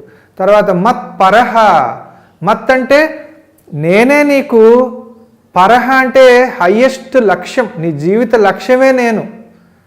నువ్వు ధ్యానం ఎందుకు చేస్తున్నావు? నన్ను పొందడానికి, ఇంకేదో పొందడానికి కాదు కదా, ఇంకేవో కోరికలు వ్యామోహాల కోసం కాదు కదా. ధ్యానం చేస్తుంది నన్ను పొందడానికి. అదే చెప్తున్నాడు మత్ పరహ, నేనే నీకు లక్ష్యంగా పెట్టుకో. I want only God, Shrikrishna పరమాత్మ అని చెప్పాడు. ఇక్కడ ఒక డౌట్ వస్తుందన్నమాట మనందరికీ. పరమాత్మని ఒక రూపంతో ధ్యానం చెయ్యాలా, లేకపోతే రూపం లేకుండా చెయ్యాలా, ఎలా చెయ్యాలి అని. ఇది అర్జునుడికి కూడా వచ్చిందండి ఈ డౌట్. అందుకని 12వ అధ్యాయంలో అర్జునుడు పరమాత్మను అడుగుతాడు, ఏ భక్తాః త్వాం పర్యుపాసతే ఏ అపి అవ్యక్తం అక్షరం ఉపాసతే తేషాం కే యోగవిత్తమా అని అడుగుతాడు. కే అంటే ఎవరు? యోగవిత్తమా, ఉత్తమమైన గొప్ప భక్తులు ఎవరు, గొప్ప యోగులు ఎవరు? వీళ్ళిద్దరిలో ఎవరిద్దరు? ఏ భక్తాః ఏ భక్తులైతే త్వాం పర్యుపాసతే, త్వాం నిన్ను అంటే ఇలా చక్కగా ఒక రూపంతో వచ్చావే శ్రీకృష్ణ భగవానుడిగా, అటువంటి ఈ రూపాన్ని ఒకడు పూజిస్తున్నాడు. ఇంకొకడు అవ్యక్తం అక్షరం పర్యుపాసతే, అవ్యక్తం ఆ వ్యక్తం, వ్యక్తం అంటే కనబడడం, అవ్యక్తం అంటే కనబడదు, కనబడని అక్షరం నాశనము లేని అనంతమైన పరమాత్మను ఒకడు ధ్యానిస్తున్నాడు. ఆకాశంలాగా అనంతంగా ఉన్న పరమాత్మను ఒకడు ధ్యానిస్తున్నాడు. రూపం లేదు, నామం లేదు. వీళ్ళిద్దరిలో రూపంతో ధ్యానించేవాడు గొప్ప భక్తుడా, రూపం లేకుండా ధ్యానించేవాడు గొప్ప భక్తుడా అని అడుగుతున్నాడు. అదే అర్జునుడి ప్రశ్న. కాబట్టి రూపంతో ఉన్న పరమాత్మను ధ్యానించే భక్తులు గొప్పవాళ్ళ, లేక రూపం లేకుండా ఆకాశం వలె అంతటా నిండి ఉన్న పరమాత్మను ధ్యానించే భక్తులు గొప్పవాళ్ళ? ఇది అర్జునుడు అడిగిన ప్రశ్న. ఈ ప్రశ్నకు తేషాం కే యోగవిత్తమా, కే అంటే ఎవరు? యోగవిత్తమా, ఉత్తమమైన యోగులు భక్తులు అని అడిగాడు. దానికి శ్రీకృష్ణ భగవానుడు ఎంత చక్కటి ఆన్సర్ చెప్పాడో, సమాధానం చెప్పాడో చూడండి. ఏమన్నాడు? మై ఆవేశ్య మనః ఏమాం నిత్యయుక్త ఉపాసతే, మై ఆవేశ్య ఏమాం నిత్యయుక్త ఉపాసతే శ్రద్ధయా పరయోపేత తే మే యుక్తతమా మతాః అని సమాధానం చెప్పాడు. అంటే ఏంటి? మై ఆవేశ్య మనః, మనః ఆవేశ్య, ఆవేశ్య మనః, మనః ఆవేశ్య అంటే వాళ్ళ మనసు మయి అంటే నాయందు ఆవేశ్య అంటే లగ్నమై ఉంది. అలాగే మాం నిత్యయుక్త ఉపాసతే అంటే నన్ను ప్రతిరోజు వాళ్ళు చక్కగా ధ్యానిస్తూ ఆ విధంగా ఉపాసిస్తున్నారు. ఇటువంటి భక్తులు. ఆ తర్వాత ఇంకేముండాలి? శ్రద్ధయా పరయోపేత, శ్రద్ధయా పరయా ఉపేత, పరయా శ్రద్ధయా అంటే ఏంటంటే గొప్ప శ్రద్ధతోటి, ఉపేత అంటే కూడుకొని, గొప్ప శ్రద్ధతోటి కలవారై ఎవరు నన్ను ఈ విధంగా ఉపాసిస్తూ ఉంటారో, ధ్యానిస్తూ ఉంటారో, శ్రద్ధాభక్తులతో ఎవరు నన్ను ధ్యానిస్తూ ఉంటారో తే మే యుక్తతమో మతాః అన్నాడు. అంటే వాళ్ళే ఉత్తమమైన భక్తులు, వాళ్ళే ఉత్తమమైన యోగులు అని చెప్పాడు. అంటే దీన్ని బట్టి మనకేమర్థమవుతోంది? శ్రీకృష్ణ పరమాత్మ యొక్క రూపమును ధ్యానించు వాళ్ళే గొప్ప, నిజమైన గొప్ప భక్తులు, గొప్ప యోగులు అని మనకు అర్థమవుతోంది. తర్వాత ఇంకేమన్నాడు? ఏ మాం ఉపాసతే ఏ అవ్యక్తం అక్షరం ఉపాసతే తే ప్రాప్నువంతి మామేవ. వీరిద్దరూ కూడా రూపంతో ధ్యానించే భక్తులు, రూపం లేకుండా ధ్యానించే భక్తులు ఇద్దరూ ప్రాప్నువంతి మామేవ, వాళ్ళు కూడా నన్నే పొందుతారు, ఇద్దరూ నన్నే పొందుతారు. కానీ క్లేశః అధికతరః తేషాం అవ్యక్తాసక్త చేతసాం. రూపంతో ఆరాధించే భక్తులైనా, రూపం లేకుండా ఆరాధించే భక్తులైనా నన్నే పొందుతారు, ఇద్దరూ మోక్షం పొందుతారు. కానీ క్లేశః అధికతరః, క్లేశః అంటే కష్టం, బాధ, దుఃఖం ఎక్కువ. అధికతరః ఎవరికి? అవ్యక్తాసక్త చేతసాం, అవ్యక్త ఆసక్త చేతసాం అంటే కనపడని పరమాత్మను, అంతటా నిండి ఉన్న పరమాత్మను ధ్యానించే భక్తులకు కష్టం ఎక్కువ సుమా అని చెప్తున్నాడు. ఎందుకని? అవ్యక్తాగతి దేహవద్భి దుఃఖం అవాప్యతే. అవ్యక్తాగతి రూపం లేకుండా నువ్వు ఆ మార్గంలో ప్రయాణిస్తే, దేహవద్భి అంటే దేహం ధరించి ఉన్నావు కాబట్టి దుఃఖం అవాప్యతే, నీకు దుఃఖం ఎక్కువ కలుగుతుంది, కష్టం ఎక్కువ, దుఃఖం ఎక్కువ. దేహవద్భి అంటే మనం పుట్టడమే ఒక శరీరంతో పుట్టాం, చిన్నప్పటి నుంచి శరీరంతో పెరిగాం. మన తల్లి తండ్రి అందరూ శరీరధారులే. మనకు ప్రపంచమంతా నామరూపాలతో కూడి ఉన్నది మనం చూసాం. ఇప్పుడు సడన్గా పరమాత్మని రూపం లేకుండా ధ్యానించమంటే అది ఎంత కష్టం. చాలా కష్టమైన విషయం. అందుకని రూపంతో ఉన్న నన్ను ధ్యానిస్తే నీకు చాలా సులభం అవుతుంది నాయన. రూపం లేని పరమాత్మను ధ్యానిస్తే వాళ్ళు కూడా మోక్షం పొందుతారు, కానీ వాళ్ళకి కష్టం ఎక్కువ, దుఃఖం ఎక్కువ. క్లేశః అధికతరః దుఃఖం అవాప్యతే.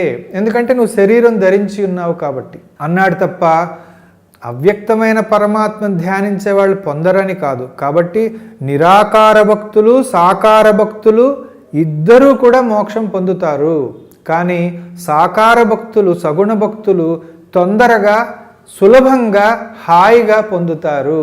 ఇది శ్రీకృష్ణ భగవానుడు మనకు తెలియజేస్తున్నాడు. కాబట్టి ఇప్పుడు మనకి సందేహం తీరిపోయింది. ఏమిటి? మనం ఏమి ధ్యానించాలి? శ్రీకృష్ణ పరమాత్మ యొక్క దివ్యమైన సుందరమైన రూపమునే ధ్యానించవలెను.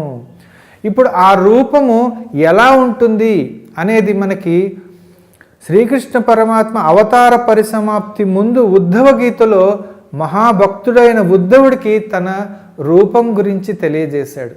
అంటే ఎటువంటి రూపముని మనం ధ్యానించాలి? కృష్ణ పరమాత్మని అనేక చిత్రకారులు అనేక విధంగా చిత్రములు గీశారు. కొంతమంది బాలకృష్ణుడిగా, కొంతమంది తర్వాత కొంచెం యుక్త వయసులో కృష్ణుడిగా, గోపికలతో ఉన్నటువంటి కృష్ణుడిగా, తర్వాత అర్జునుడికి రథసారథిగా గీతోపదేశం చేస్తున్నప్పటి కృష్ణుడిగా, విశ్వరూపం చూపించినప్పటి కృష్ణుడిగా, ఇలా రకరకాలు చేశారు. వీటిల్లో ఏది పెట్టుకోవాలి? ఏదైనా పెట్టుకోవచ్చు, కానీ స్వయంగా కృష్ణ పరమాత్మయే ఉద్ధవ గీతలో సవివరంగా పూర్తిగా తన ఏ రూపాన్ని భక్తులు ధ్యానించాలో వివరించాడు. చక్కగా తెలుసుకుందాం. అది మీకోసం నేను ఉద్ధవ గీతలో కృష్ణుడి రూపమును మీకు వర్ణించదలుచుకున్నాను. చెప్తాడు అందులో శ్రీకృష్ణ పరమాత్మ తన స్వరూపాన్నే ఎలా ధ్యానించాలో అటువంటి స్వరూపాన్ని తెలియజేస్తున్నాడు. ద్యుమత్ కిరీటం అంటే కిరీటము ధగధగ మెరిసిపోతున్న కిరీటం ఉంటుందిట స్వామికి. అలాగే సమం సుముఖం అంటే సమం అంటే సమానమైన కొలతలు ఉంటాయట ముఖానికి. అది ఏ చిత్రకారుడో లేకపోతే ఒక శిల్పి చెక్కినట్టుగా చక్కటి కొలతలతో, చక్కగా సమానమైన కొలతలతో సుముఖం అందంగా ఉంటుంట స్వామి ముఖపద్మం. అలాగే ఇంకేముంటుంది? ప్రసాద సుముఖే క్షణం అంటే ప్రసాద సుముఖ ఈక్షణం. ఈక్షణం అంటే కళ్ళు, సుముఖ అంటే ఈ ముఖపద్మము ఎలా ఉంటాయట? ప్రసాద అంటే మిక్కిలి ప్రేమను, దయను, అనుగ్రహాన్ని వర్షింపజేస్తుంటాయట కళ్ళు, ముఖము. అంత అందంగా ఉంటుంది స్వామి ముఖం. తర్వాత శుచిస్మితం అంటే చక్కటి చిరునవ్వు చిందిస్తూ ఉంటాడట స్వామి. ఇంకా సుకపోలం అంటే కపోలములు అంటే బుగ్గలు, చెక్కిళ్ళు అంటాం, అవి ఎంతో అందంగా ఉంటాయట స్వామివి. తర్వాత సమానకర్ణ విన్యస్త స్ఫురన్ మకరకుండలం. సమానకర్ణ విన్యస్త, కర్ణ అంటే చెవులు, సమాన కర్ణ అంటే రెండు కూడా ఏదో ఒక శిల్పి చెక్కినట్టు సమానమైన కొలతలతో అందంగా ఉంటాయట స్వామి చెవులు. వానికి వేలాడుతూ స్ఫురన్ మకరకుండలం. స్ఫురన్ అంటే దగదగ మెరిసిపోయే బంగారు మకర కుండలాలు ఉంటాయట. కుండలాలంటే మనం చూస్తూ ఉంటాం సమాజంలో, ఈ జుంకాలు అంటాం, చెవిదిద్దులు అంటాం, జుంకాలు అంటాం. అవి మకర అంటే మొసలి ఆకారంలో ఉన్నటువంటి బంగారు కుండలములు ధరిస్తాడట స్వామి శ్రీకృష్ణ భగవానుడు. ఇంకెలా ఉంటుంది? సుచారు సుందర గ్రీవం. గ్రీవం అంటే మెడ, అది ఎలా ఉంటుంటా? సుందర అంటే అందంగా ఉంటుంటా. అలాగే సుచారు అంటే చక్కగా ఏదో ఒక శిల్పి చెక్కినట్టు చక్కగా అందంగా ఉంటుంటా. శంఖంలా ఉందయ్యా మెడ అంటాం, అలాగా అంత అందంగా ఉంటుంటా. తర్వాత 4 భుజాలు ఉంటాయి. దీర్ఘచారు చతుర్భుజం. దీర్ఘ అంటే పొడవాటి, చారు అంటే చక్కగా ఇలా చెక్కినట్టు అందమైన కొలతలతో ఉన్నటువంటి చతుర్భుజం. చతుర్ అంటే 4 భుజం, 4 భుజాలు ఉంటాయట స్వామికి. మన చేతులు చూడండి కొంచెం ఎగుడు దిగుడుగా అడ్డదిడ్డంగా ఉంటాయి, పూర్తిగా అందంగా చెక్కినట్టుండవు. కానీ స్వామి అలా కాదు, ఒక చిత్రకారుడు గీసినట్టుగా, ఒక శిల్పి చెక్కినట్టుగా అంత అందంగా ఉంటాయట 4 భుజాలు. ఆ 4 భుజాల్లో ఏమున్నాయట? శంఖ చక్ర గదా పద్మయుతం అంటే ఇక్కడ చక్రం ఉంటుంది, ఇక్కడ శంఖం ఉంటుంది, అలాగే కుడి చేతిలో గద ఉంటుంది, ఎడమ చేతిలో పద్మం ఉంటుంది. పద్మం ఏంటంటే భక్తులకు సుఖమును ప్రసాదించువాడు, తన భక్తులకు అనేది అర్థం అన్నమాట. గద ఏంటంటే రాక్షసులను దుష్టులను సంహరించువాడు, నాశనం చేయువాడు అని అర్థం అన్నమాట. ఇలాగా ఈ 4 భుజాల్లో 4 పట్టుకుని ఇంకా తర్వాత ఎలా ఉంటుంటే చేతులకి కటక కటిసూత్రాంగదాయుతం, కటకములు అంటే ఇక్కడ భుజకీర్తులు, ఇక్కడ కంకణములు, చేతి కంకణములు అంటారు చూసారా, బ్రేస్లెట్స్ అంటాం. అంటే ఇక్కడ కంకణాలు ఉంటాయి, అవి బంగారంతో చేసిన అందమైన కంకణాలు ధరించి ఉంటాట, కటకములు ధరించి ఉంటాట. ఇంకా స్వామి రూపం ఎలా ఉంటుంది, ఘనశ్యామము. ఘనశ్యామం అంటే నీలమేఘశ్యామము, అంటే నీలమైన వర్ణముతో మిక్కిలి అందముగా సుందరంగా ఉంటుంది. ఎలా అయితే అప్పుడే వర్షం కురవడానికి సిద్ధంగా ఉన్న మబ్బు ఏ రంగులో ఉంటుందో అలా ఉంటుంది స్వామి రంగు, ఘనశ్యామం. అలాగే హేమాంబరం, హేమ అంటే బంగారు, అంబరం అంటే బట్టలు. స్వామి బంగారు వస్త్రాలు ధరించి ఉంటాట, అంటే బంగారు పంచ, బంగారు ఉత్తరీయం ఇవన్నీ ధరించి ఉంటాట. ఎంత అందంగా ఉంటాడు చూడండి స్వామి. అలాగే ఇంకా ఈ మెడలో ఏముంటుంది, ఛాతీలో శ్రీవత్స శ్రీనికేతనం, శ్రీ నికేతనం. శ్రీ అంటే లక్ష్మీ అమ్మవారు, నికేతనం అంటే ఇక్కడ కుడి ఛాతీ వక్షస్థలం మీద అమ్మవారు కొలువై ఉంటుంది. అలాగే ఇక్కడ ఎడమ వక్షస్థలం మీద శ్రీవత్స అంటే శ్రీవత్సం అనే ఒక చిహ్నం ఉంటుంది స్వామికి, విష్ణుమూర్తికి మాత్రమే ఉంటుంది ఆ చిహ్నం ఉంటుంది స్వామికి. అలాగే మెడలో వనమాలా విభూషితం. వనమాలా విభూషితం అంటే వనమాల, వన అంటే వనములు, పువ్వుల తోటలు. పువ్వుల తోటల్లో అందమైన రకరకాల రంగుల పువ్వులు దొరుకుతాయి. ఆ రకరకాల అందమైన పువ్వులతో వనమాలా విభూషితం, అటువంటి పువ్వుల మాల ధరిస్తాట స్వామి.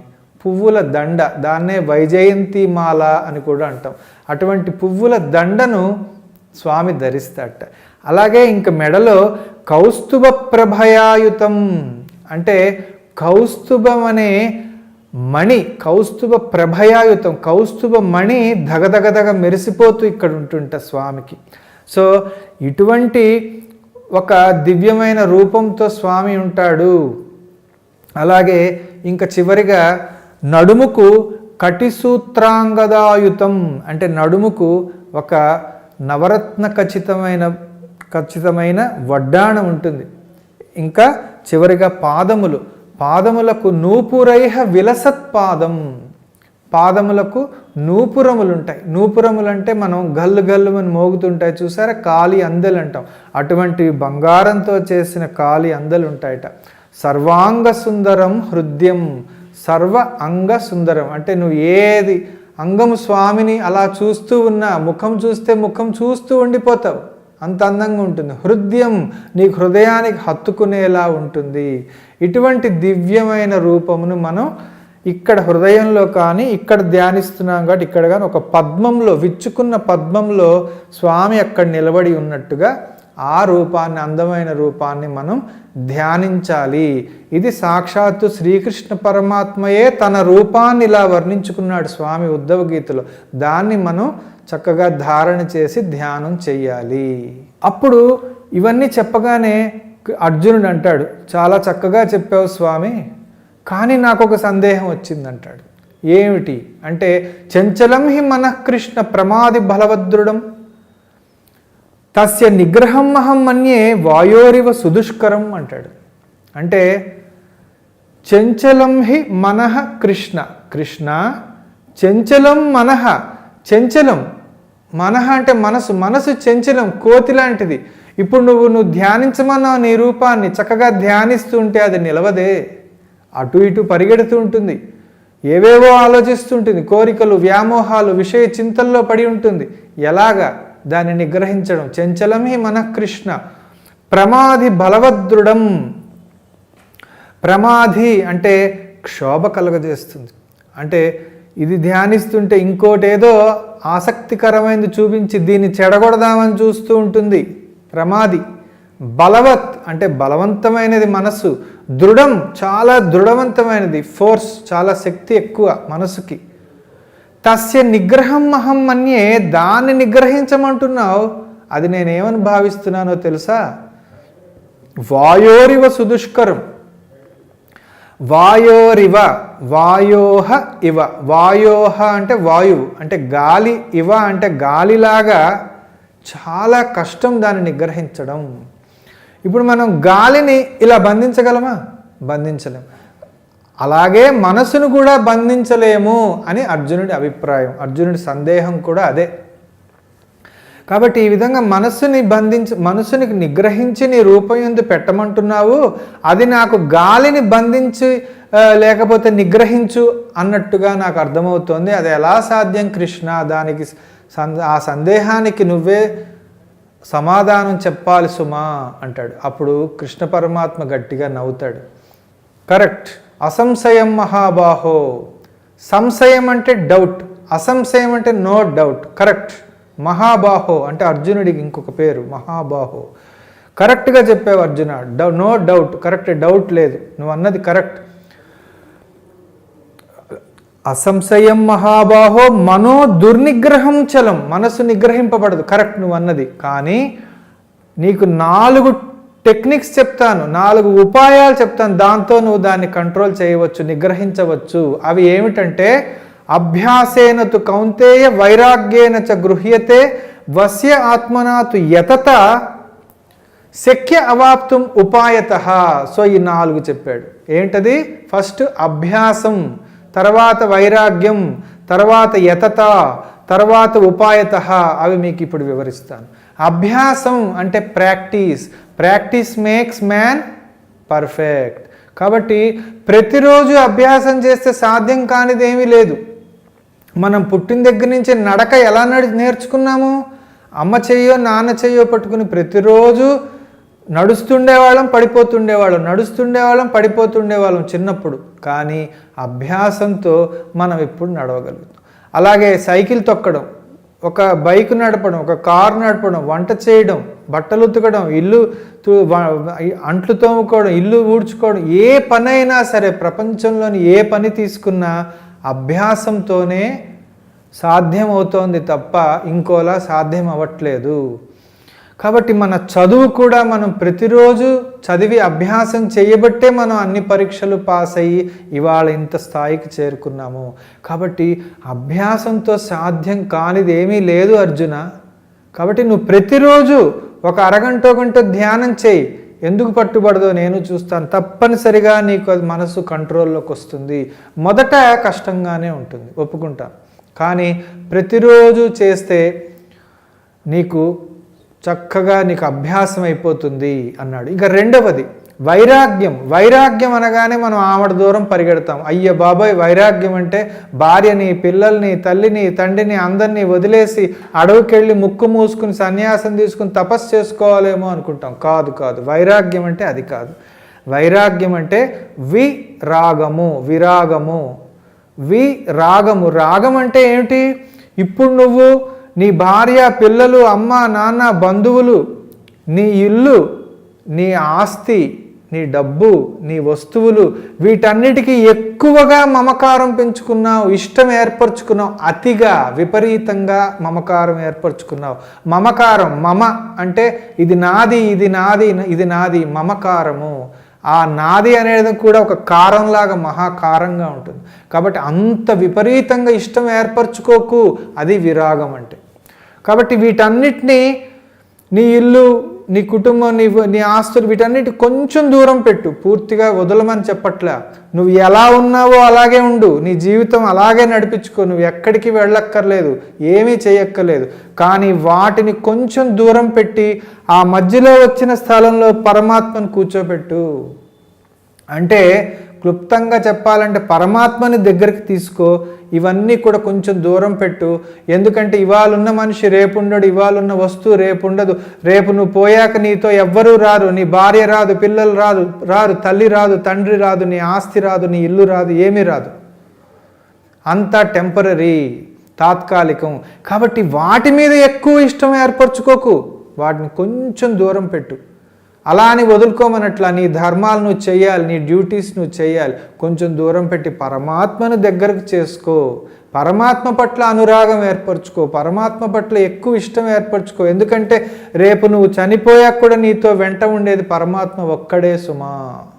కాబట్టి పరమాత్మని దగ్గర తీర్చుకోమంటున్నాడు కానీ వైరాగ్యం అంటే అడవికి వెళ్ళిపోయి తపస్సు చేసుకోమని ఎప్పుడు ఎవరు చెప్పలేదు.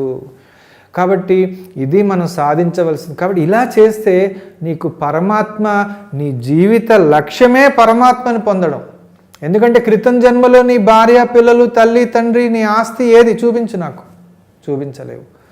అలాగే ఈ జన్మ గడిచాక వచ్చే జన్మ వీళ్ళందరూ ఉండరు.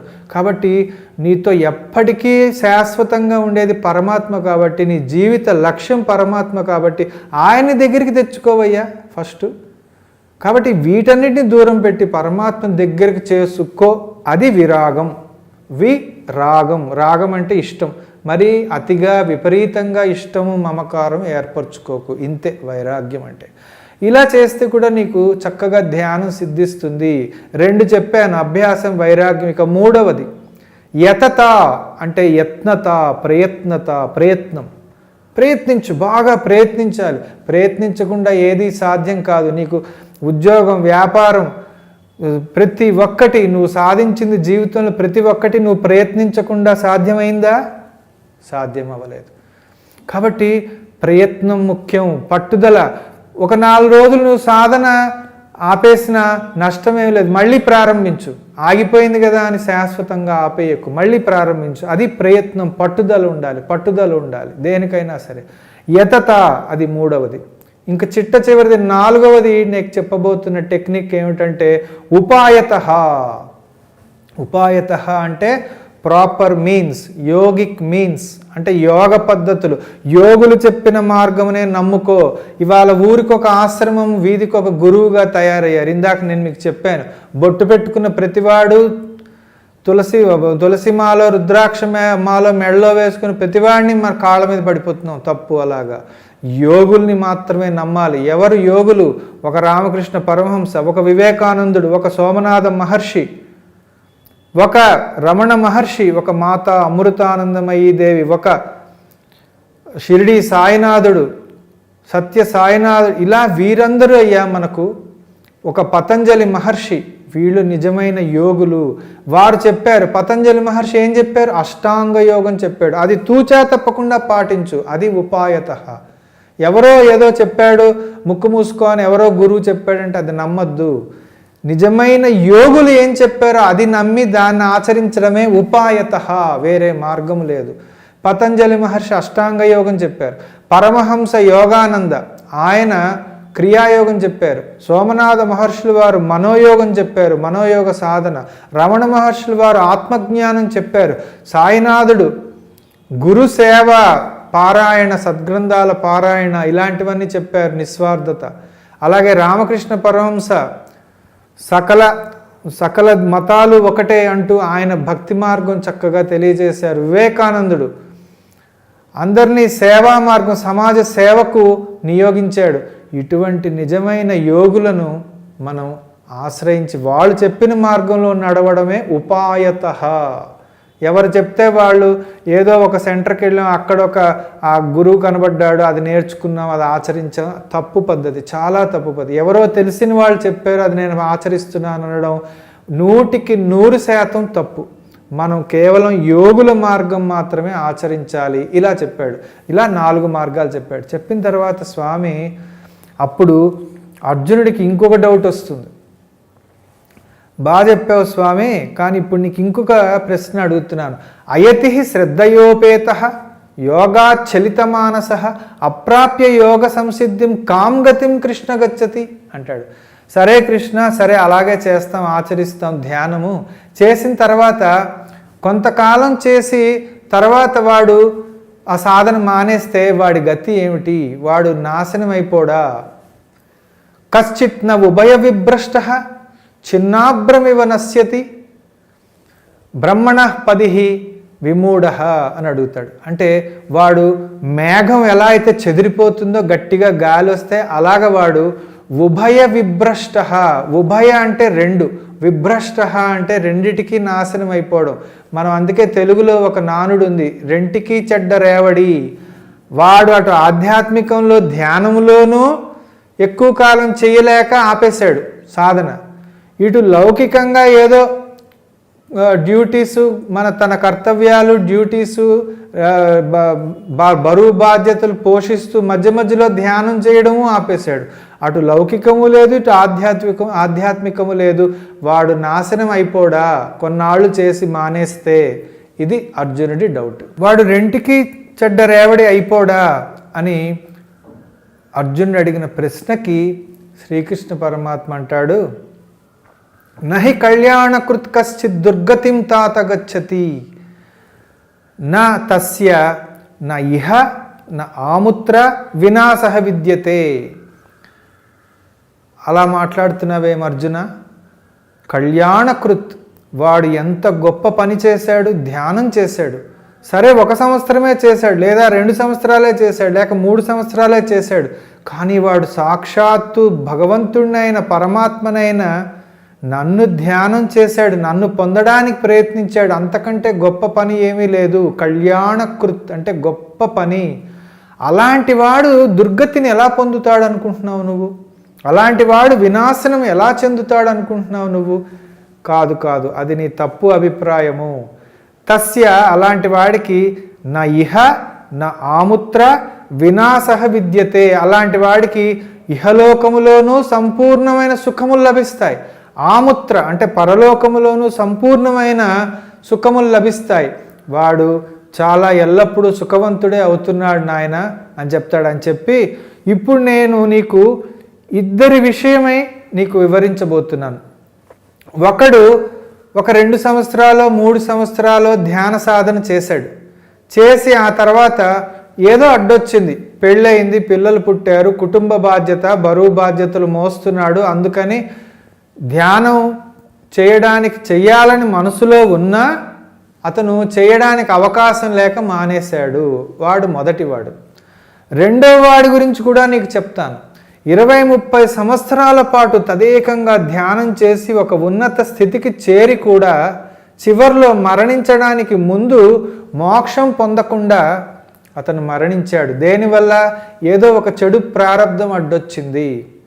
బాగా చేశాడు 20-30 సంవత్సరాలు, ఇంకా మరణించే సమయం వరకు కూడా చేసుంటే అదలా గుర్తుండి అతను మోక్షం పొందుండేవాడు. కానీ దురదృష్టవశాత్తు ఏదో చెడు కర్మ అడ్డొచ్చింది, ఏదో అనారోగ్యం పాలయ్యాడు, ఏదో క్యాన్సర్ అడ్డొచ్చింది, అందుకని ధ్యానం చేయలేకపోయాడు, మరణించాడు.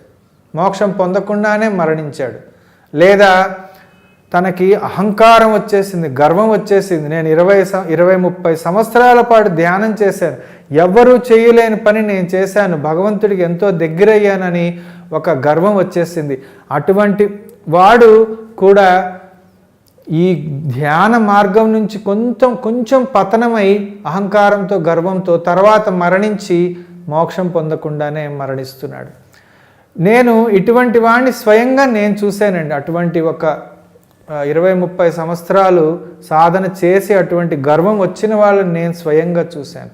ఒక మఠం అంటే ఒక ఆశ్రమంలో ఒక స్వామీజీ ఉండేవాళ్ళు. ఆయన పేరు చెప్పకూడదు, ఆయన మఠం ఆశ్రమం గురించి కూడా నేను చెప్పను. ఎందుకంటే ఇంకొకళ్ళ గురించి చెడుగా చెప్పడం అంత మంచి పద్ధతి కాదు. ఆ మఠం అంటే ఆ ఆశ్రమంలో ఆ స్వామీజీ ఉండేవాడు. ఆయన చిన్నప్పటి నుంచి కూడా భక్తి ధ్యాన మార్గంలో చక్కగా ఎన్నో గ్రంథాలు చదువుకుని బాగా నేర్చుకుని అందరికీ చెప్పడం ప్రారంభించారు. ఎవరు అక్కడికి వచ్చిన భక్తులకు శిష్యులకు చాలా చక్కగా చెప్పారు. ఇంకా మరణించే కొన్ని సంవత్సరాల ముందు అతనికి పెద్ద వయసు వచ్చింది, అంటే ముసలితనం వచ్చింది. అప్పటికి అతన్ని ఆశ్రమానికి మఠాధిపతిని చేశారు. మఠాధిపతి అంటే డైరెక్టర్ అనమాట, హెడ్. మఠానికి అధిపతిని చేశారు, ఇన్ఛార్జిని చేశారు. చేసినప్పుడు అప్పుడు అక్కడ ఆయనకు గర్వం వచ్చేసింది. ఏమని? ఇంకా నేను ఎంతో ఉన్నత స్థితికి ఎదిగిపోయాను అనే గర్వం వచ్చేసింది. అప్పుడు ఈ శిష్యులు వాళ్ళు ఎవరైనా వెళ్ళి ఏదైనా అడిగితే నేను చాలా బిజీగా ఉన్నాను, నేను ఇప్పుడు సమాధానం చెప్పడానికి లేదని చాలా కోపంతో అని వెళ్ళిపోయేవాళ్ళు. అప్పుడు మేము అనుకునేవాళ్ళం, మీరు ఆధ్యాత్మికులు కదా, మీకు సమయం లేనప్పుడు బిజీగా ఉన్నప్పుడు అది శాంతంగా చెప్పొచ్చు కదా, అంత కోపంతో చెప్పడం ఎందుకు, లేదా అంత గర్వంతో చెప్పడం ఎందుకు అని మేము అప్పుడు అనుకునేవాళ్ళం. అలా అతను చాలా ఈ యోగ మార్గం నుంచి కొంత పతనమై తర్వాత కొన్ని సంవత్సరాలకు ఆయన మరణించారు. అది స్వామి చెప్తుంటే నాకు గుర్తుకొస్తుంది అనమాట.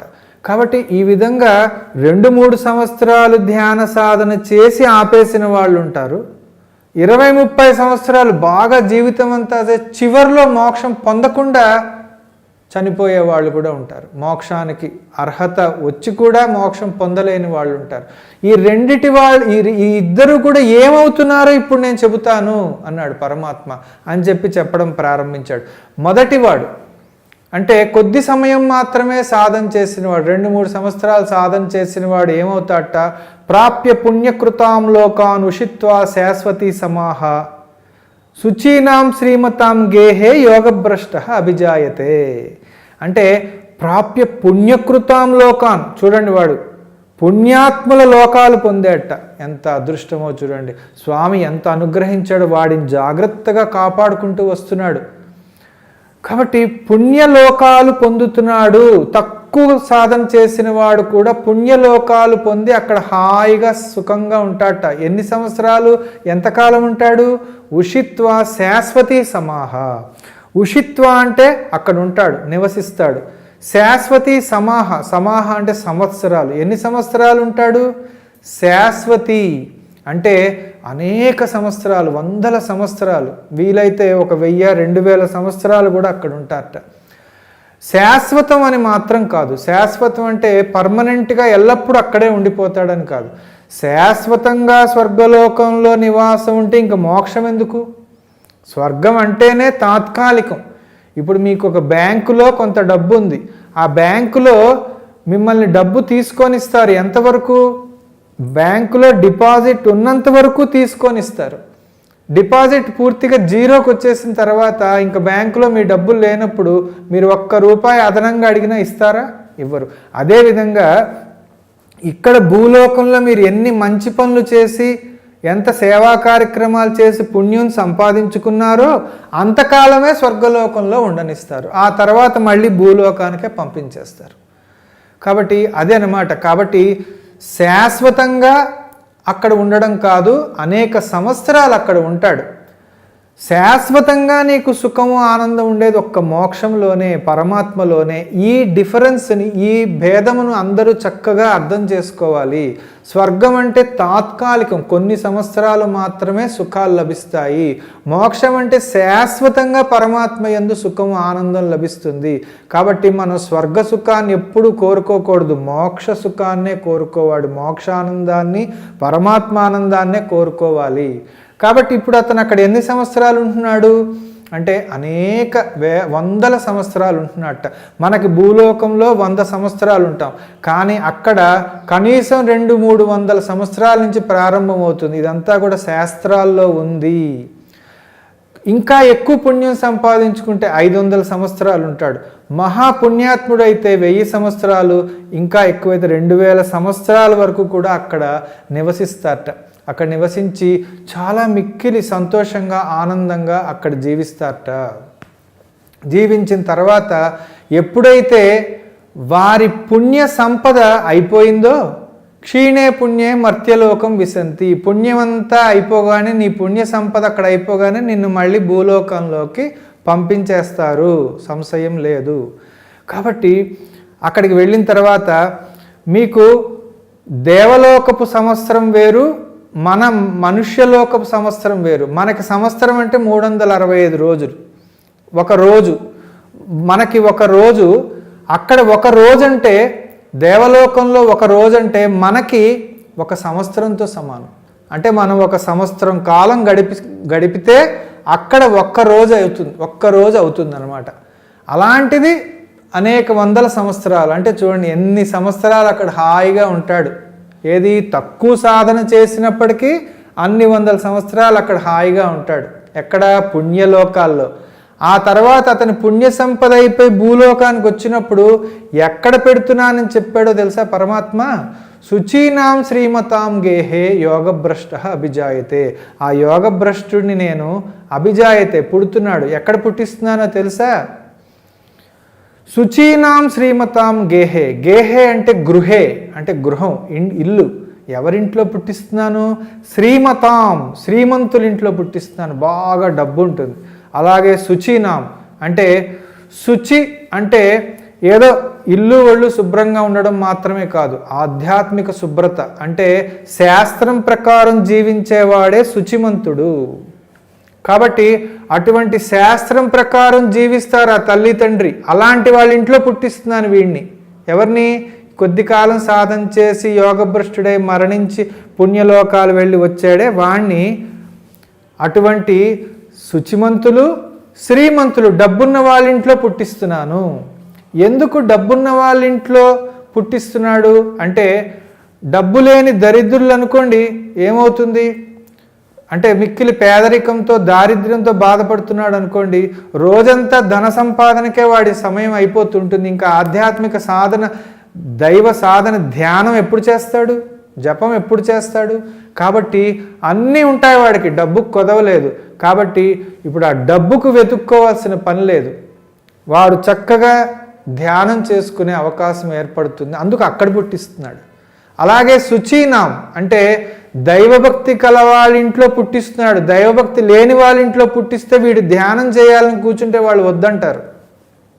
దేవుడు లేదు, ధ్యానం లేదు లే అంటారు. కాబట్టి దైవభక్తి ఉన్న తల్లిదండ్రుల ఇంట్లో పుట్టిస్తున్నాను. అప్పుడు వాళ్ళు కూడా ఇతన్ని ప్రోత్సహిస్తారు. చూడండి పరమాత్మ కరుణ.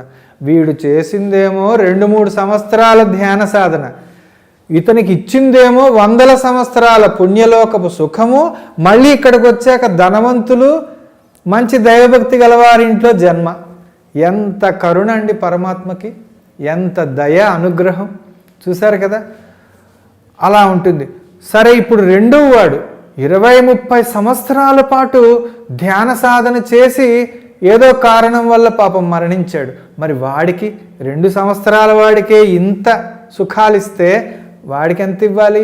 వాడికి ఏమిస్తున్నానో చెప్తే మీరు ఆశ్చర్యపోతారు. అథవా యోగినాం కులే ఏవ భవతి ధీమతాం.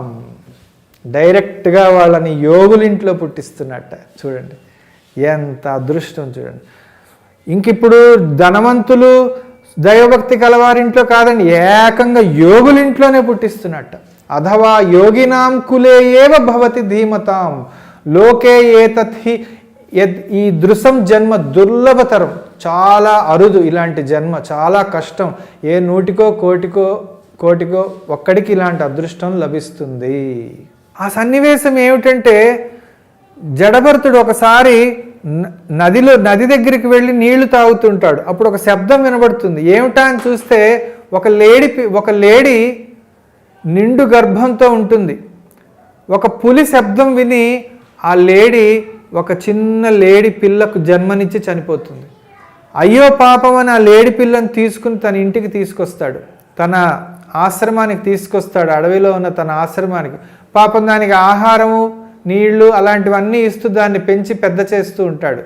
కానీ ఇక్కడే ఒక లీల జరిగిందనమాట. ఏమిటంటే, అతను మెల్లిగా ఆ లేడి పిల్ల యొక్క వ్యామోహంలో పడిపోతాడు. అంటే కేవలం దానికి ఆహారము నీళ్లు ఇచ్చి దాన్ని సంరక్షిస్తే సరిపోయేది. కానీ అతను ఆ లేడి పిల్ల వ్యామోహంలో పడిపోయి, అది నేను లేకపోతే బతకలేదు కదా, కాబట్టి దాన్ని ఎల్లవేళలా కాపాడుకోవాలి అనే ఉద్దేశంతో దాని వ్యామోహంలో పడిపోయి జపం చేస్తున్నా మధ్యలో లేచిపోయి అది ఎక్కడుంది, బాగుందా లేదా అని చూస్తుంటాడు. ధ్యానం చేస్తున్నా సడన్గా మధ్యలో లేచిపోయి అది బాగుందా లేదా అని చూస్తుంటాడు. ఎక్కడికైనా వెళ్తే దాన్ని తీసుకొచ్చి మళ్ళీ ఇక్కడ ఆశ్రమం దగ్గర పెట్టి అలా దాన్ని కంటికి రెప్పలా కాపాడుతూ తన జపము, ధ్యానము, సాధన అంతా నాశనం అయిపోతుంది. ఒకప్పుడు జపము, ధ్యానం చేస్తే అలాగ సమాధి స్థితిలోకి వెళ్ళిపోయేవాడు. ఇప్పుడు సగంలోనే లేచిపోయి ఆ లేడి పిల్ల యొక్క బాగోగులు చూసుకోవడంలో, సంరక్షణ బాధ్యతలో పడిపోయాడు. దాని వ్యామోహంలో పడిపోతాడు. అలాగా మరికొద్ది సంవత్సరాలకి అతనికి మరణ సమయం వస్తుంది. మరణించేటప్పుడు కూడా అతను ఏమని భావిస్తాడంటే, మరణిస్తూ మరణిస్తూ అయ్యో నేను ఇప్పుడు లేను కదా, పాపం ఇప్పుడు ఈ లేడి పిల్ల ఎలా బతుకుతుంది, దాన్ని ఎవరు కాపాడుతారు, దాన్ని ఎవరు రక్షిస్తారు అనుకుంటూ చనిపోతాడు. అప్పుడు ఏమవుతుందో తెలుసా, ఇంతటి గొప్ప జ్ఞాని యోగి ఈ జన్మలోనే మోక్షం పొందాల్సిన ఆయన వెళ్ళి ఒక లేడి జన్మనెత్తుతాడు. అంటే మగలేడిని జింక అంటాం, ఆడ లేడిని మనం లేడీ అంటాం. సో అటువంటి మళ్ళీ ఒక లేడి జన్మనే ఎత్తుతాడు. ఎత్తి ఆ తర్వాత ఆ జన్మలో అతను ఆ జ్ఞానంతోనే ఉంటాడు, మనసులో జ్ఞానం ఉంటుంది. అలాగా ఆ జన్మంతా గడిపి తరువాత మళ్ళీ ఇంకొక జన్మ ఎత్తవలసి వస్తుంది. ఎత్తి అక్కడ ఒక వేద పండితుడి 4వ పుత్రుడిగా పుట్టి సమస్త మమకార బంధముల నుంచి అజ్ఞానాన్ని నుంచి విడిపించుకుని ఛేదించుకుని ఆ జన్మలో మోక్షం పొందుతాడు. చూసారా, ఈ జన్మలో మోక్షం పొందాల్సిన ఆయన జింకను లేడిని స్మరిస్తూ చనిపోవడం వల్ల లేడి జన్మ ఎత్తి ఆ తర్వాత మళ్ళీ ఇంకో జన్మ ఎత్తి అప్పుడు చివరిలో మోక్షం పొందవలసి వచ్చింది. దీన్నే శ్రీకృష్ణ పరమాత్మ ఎం భావం స్మరణ్, ఏ భావాన్ని స్మరిస్తూ నువ్వు చనిపోతావో వచ్చే జన్మ నీకు అదే వస్తుంది. అప్పుడు కాబట్టి మనం ఇప్పుడు ఏం చేయాలని చెప్తున్నాడు, నెక్స్ట్ శ్లోకంలో చెప్తున్నాడు, తస్మాత్ సర్వేషు కాలేషు మామనుస్మరయుధ్యచ. అంటే తస్మాత్ కాబట్టి, సర్వేషు కాలేషు అన్ని కాలాలలోనూ, మాం అనుస్మర, మాం అంటే నన్ను, అనుస్మర అంటే స్మరిస్తూ, నన్ను చింతిస్తూ, నన్ను గుర్తు చేసుకుంటూ, యుధ్యచ నీ యుద్ధం కూడా చేయి. యుద్ధం చేయడం అంటే జీవన పోరాటం, జీవన యుద్ధం. మనమందరం చేస్తాం జీవన పోరాటమే, జీవితమే ఒక యుద్ధం. కాబట్టి నీ జీవితాన్ని నడిపించుకుంటూ మనసులో మాత్రం నన్ను స్మరించుకుంటుండు, నన్ను ఎప్పుడూ మర్చిపోకు. అందుకే ఎప్పుడూ మర్చిపోకు అని చెప్పడానికే సర్వేషు కాలేషు అన్నాడు. ఎల్లవేళల నన్ను గుర్తు చేసుకో. పొద్దున్న, సాయంత్రం, రాత్రి పడుకునే ముందు. మహాభక్తులకు నిద్రలో కూడా స్వామి నామం తిరుగుతూ ఉంటుంది. కాబట్టి అలా మా అనుస్మర యుద్ధచ అంటే నీ పనులు, నీ జీవితం అంటే ఏమిటి, నీ పనులు చేసుకుంటుంటావు, ఎవరితోనో మాట్లాడుతుంటావు, ఎక్కడికో వెళ్తూ ఉంటావు, వస్తుంటావు, అన్నీ తింటుంటావు, తాగుతుంటావు, అన్నీ చేసుకో. కానీ నీ మనసులో నన్ను స్మరించుకుంటూ ఉండు. మాం అనుస్మర, అనుస్మర అంటే స్మరించు, స్మరించు, స్మరిస్తూ ఉండు. ఇలాంటి అభ్యాసం చేస్తే, ఇలాగ నువ్వు జీవితం అంతా ధ్యానం చేస్తే, స్మరణ చేస్తే, చనిపోయేటప్పటికి ఆ అభ్యాసం బలపడి నీకు మళ్ళీ ఆ స్మరణ గుర్తుకొచ్చి, పరమాత్మ గుర్తుకొచ్చి నీకు పరమాత్మనే పొందుతావు చనిపోయాక. అది ఇందులోని రహస్యం, గొప్ప దైవ రహస్యం చెప్పానండి ఇప్పుడు మీకు. ఇది మీరు చక్కగా గుర్తుపెట్టుకోవాలి.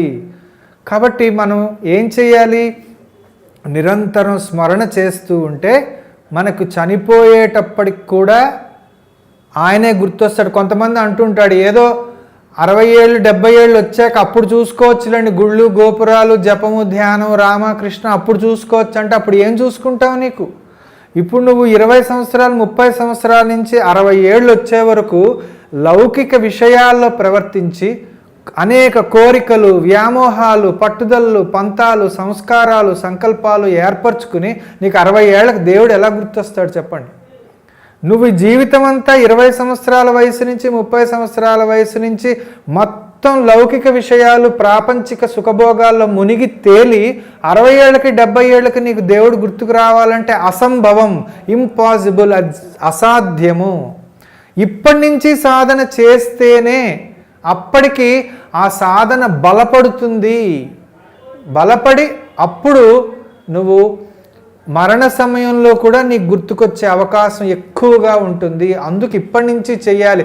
ఇంకా పైపెచ్చి 60-70 సంవత్సరాలు వచ్చాక నువ్వు ఎక్కువసేపు ధ్యానంలో కూర్చోలేకపోవచ్చు, నడుము నొప్పెడుతుంది, కాళ్ళు నొప్పెడతాయి, జ్ఞాపకం ఉండదు, కళ్ళు సరిగ్గా కనబడవు, ఎన్నో రకాల ఇబ్బందులు, ఆరోగ్య సమస్యలు రావచ్చు, ఈలోపే మరణించవచ్చు. నువ్వు ఎలా చెప్పగలుగుతున్నావు గ్యారంటీగా నేను 60-70 సంవత్సరాలకి గుళ్ళు గోపురాలు తిరిగి భగవంతుడి సాధన చేస్తానని?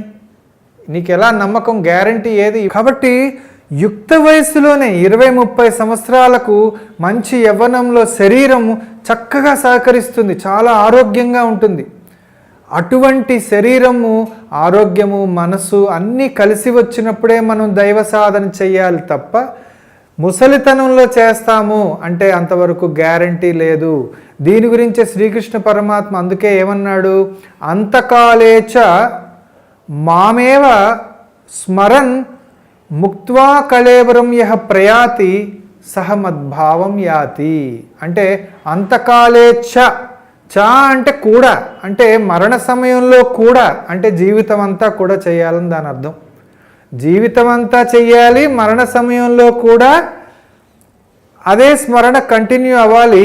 చేస్తూ మాం స్మరన్ ముక్త్వా కళేబరం, నన్ను తలుచుకుంటూ, కళేబరం అంటే శరీరాన్ని, ముక్త్వా ఎవరు వదిలేసి, యహ ప్రయాతి ఎవరైతే వెళ్ళిపోతారో, సహ మద్భావం యాతి అతను నన్నే పొందుతాడు, అంటే మోక్షమునే పొందుతాడు.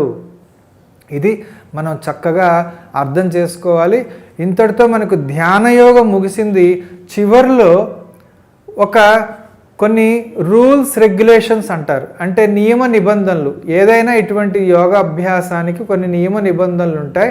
కానీ శ్రీకృష్ణ పరమాత్మ చాలా సులభమైనవి, చాలా ఈజీ అయినవి, ఒక 4 అంటే 4 చిన్న మన జీవితంలోని చిన్న చిన్న మార్పులు చెప్పాడు. ఇలా చేసుకుంటేనే మీకు ధ్యానయోగం తొందరగా ఫలిస్తుంది, తొందరగా ఫలితం ఇస్తుంది, తొందరగా మీరు ఉన్నత స్థితికి వెళ్తారు అని చెప్పారు. ఆ 4 చిన్న చిన్న మార్పులు చేర్పులు ఏమిటో ఇప్పుడు తెలుసుకుని మనం సంపూర్ణం చేసుకుందాం. అవి ఏమిటంటే ఆహారం, నిద్ర, మన కర్మలు అంటే మన పనులు, మన విహారం, ఈ 4 విషయాల్లో. అంటే ఏంటి?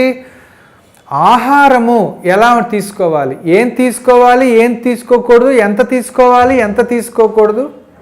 అలాగే నిద్ర ఎంతసేపు పడుకోవాలి, ఎంతసేపు పడుకోకూడదు. కర్మలు ఎలా ఉండాలి, మన విహారం అంటే మన రిలాక్సేషన్, వినోదం కూడా ఎలా ఉండాలి, విహారము, వినోదము, ఇవన్నీ కూడా చెప్పడం జరిగిందనమాట. ముందుగా ఆహారము, నా అత్యస్నతస్తు యోగ అస్తి నా అనస్నతస్తు చ ఏవా అన్నాడు. అంటే ఏంటి? నా అత్యస్నతస్తు అంటే విపరీతంగా తినేవాడు, తిండిపోతు, వాడికి యోగం కుదరదు, ధ్యాన యోగం చెయ్యలేడు. అనస్నతస్తు అంటే బొత్తిగా తినని వాడికి కూడా ధ్యానం కుదరదు. అతి అస్నతస్తు విపరీతంగా తినడం అంటే ఏమిటి అంటే మనకు ఒక సందేహం వస్తుంది, ఏమండి మీరు తినేది నాకు తక్కువ అవ్వచ్చు, నేను తినేది మీకు ఎక్కువ అవ్వచ్చు.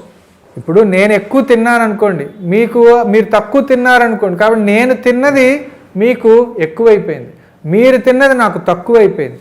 మరి అలా ఎలా నిర్ణయిస్తాము ఒకడు ఎక్కువ తిన్నాడు, ఒక తక్కువ తిన్నాడు అని? అంటే దానికి ఒక ఉదాహరణ ధర్మరాజు, భీముడు. ధర్మరాజు తక్కువ తింటాడు, భీముడు ఎక్కువ తింటాడు. ధర్మరాజు తిన్నది భీముడికి పెడితే సరిపోదు, భీముడు తిన్నది ధర్మరాజుకి పెడితే ధర్మరాజుకి ఎక్కువైపోతుంది. 10 మంది ధర్మరాజులు తిన్నంత తింటాడు భీముడు పాపం. ఎందుకంటే అది విపరీతంగా తినడం కాదు, వాళ్ళ జఠరాగ్ని అలా ఉంటుంది. సహజ సిద్ధంగా వారి శరీర నిర్మాణంలోనే అటువంటి ఆకలి ఉంటుంది. కాబట్టి సహజంగా ఎంత ఆకలి వేస్తే అంత తినడం సరైన పద్ధతి.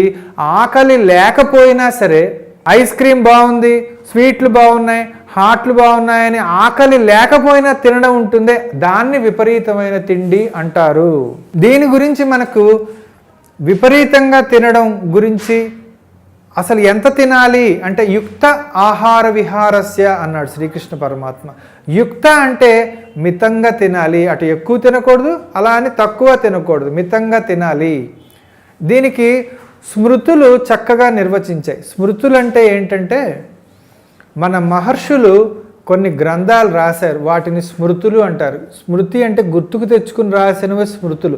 వేదాలు గుర్తుకు తెచ్చుకున్నవి కాదు, భగవంతుడి వాణి స్వయంగా మహర్షుల ధ్యానంలో వినబడింది, అది శృతులు, అవి వేరు.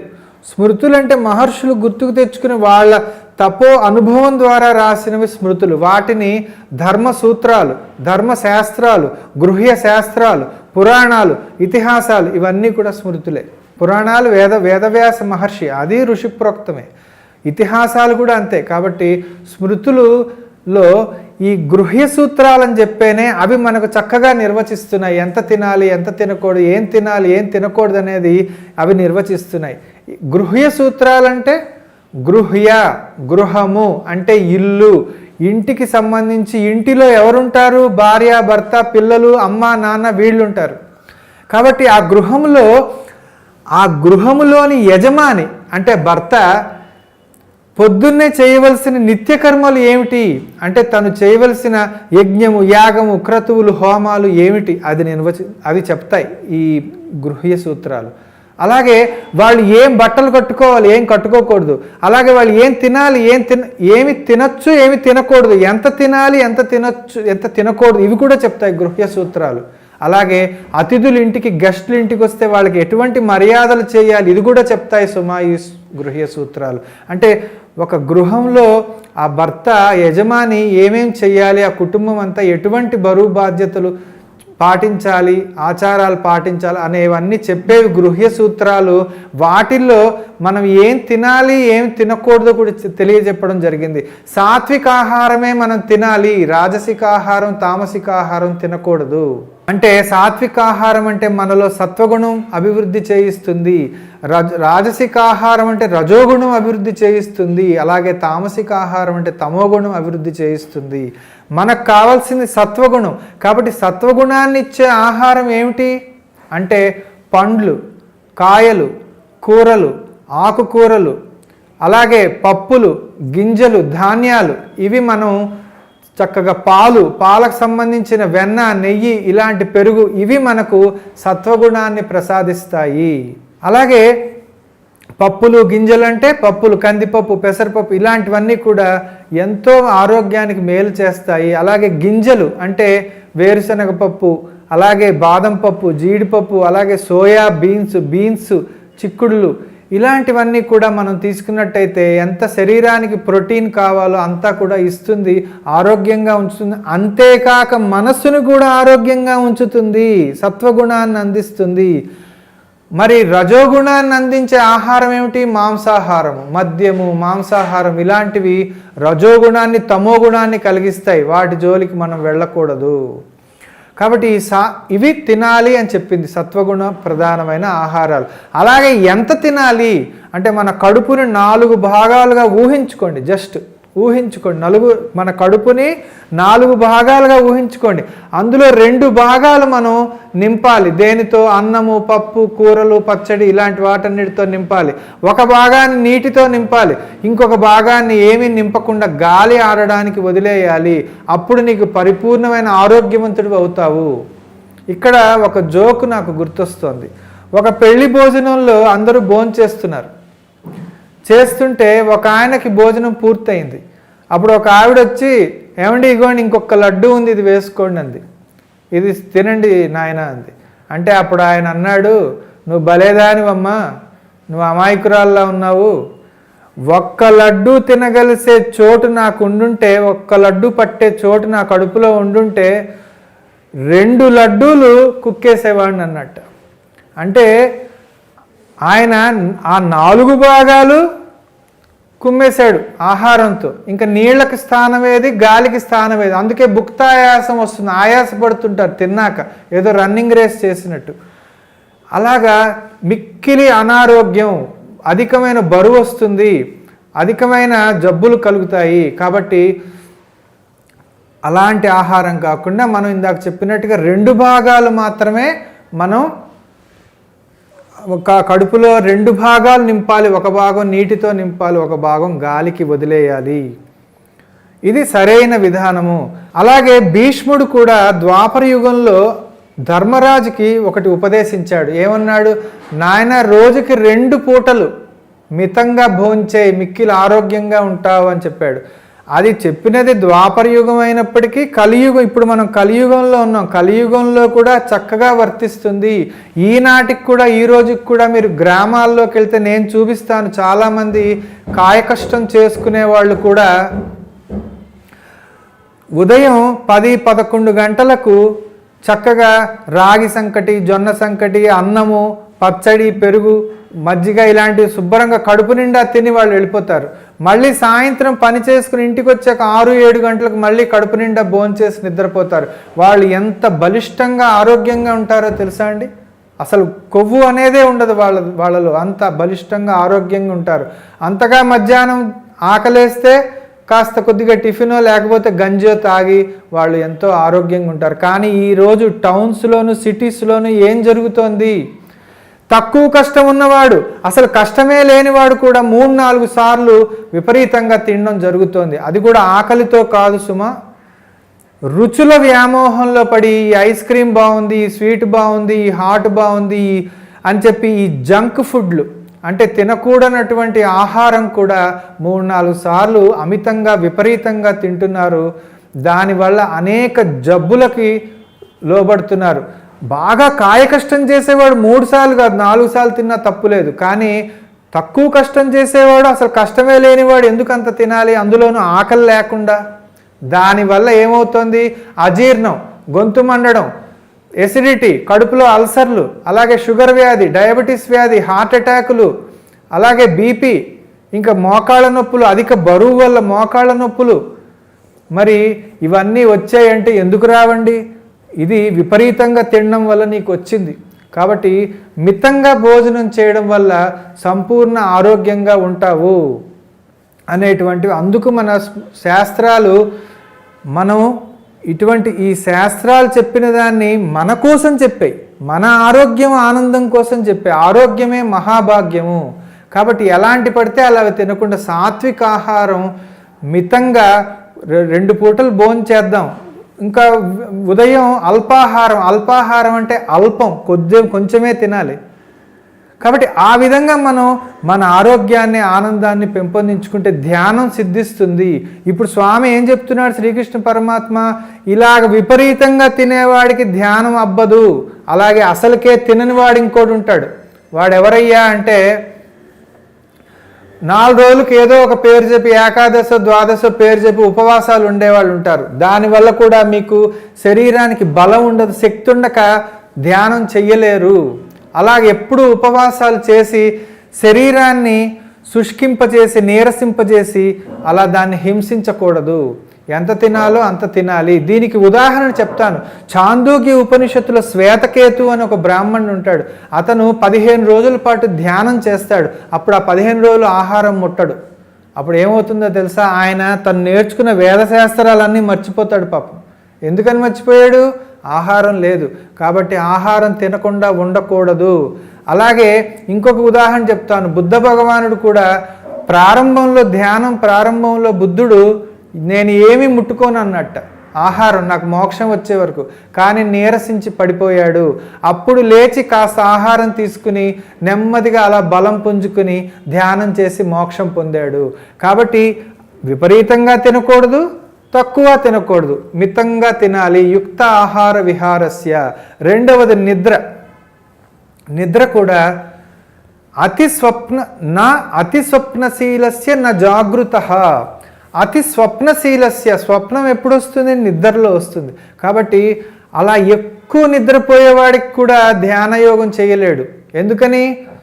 ఎక్కువ నిద్రపోతే ఇక్కడ శ్వాసకోశంలో గొంతులో కఫం వచ్చేస్తుంది.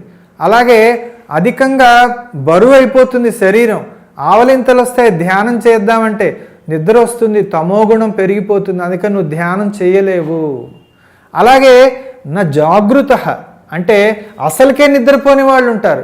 వాళ్ళకు కూడా శరీరానికి తగినంత బలం ఉండదు. నిద్రపోకపోవడం వల్ల మనసుకు కూడా ఫ్రెష్నెస్, తాజాదనం, ఉత్సాహం ఉండదు. కాబట్టి వాళ్ళు కూడా ధ్యాన యోగానికి పనికిరారు.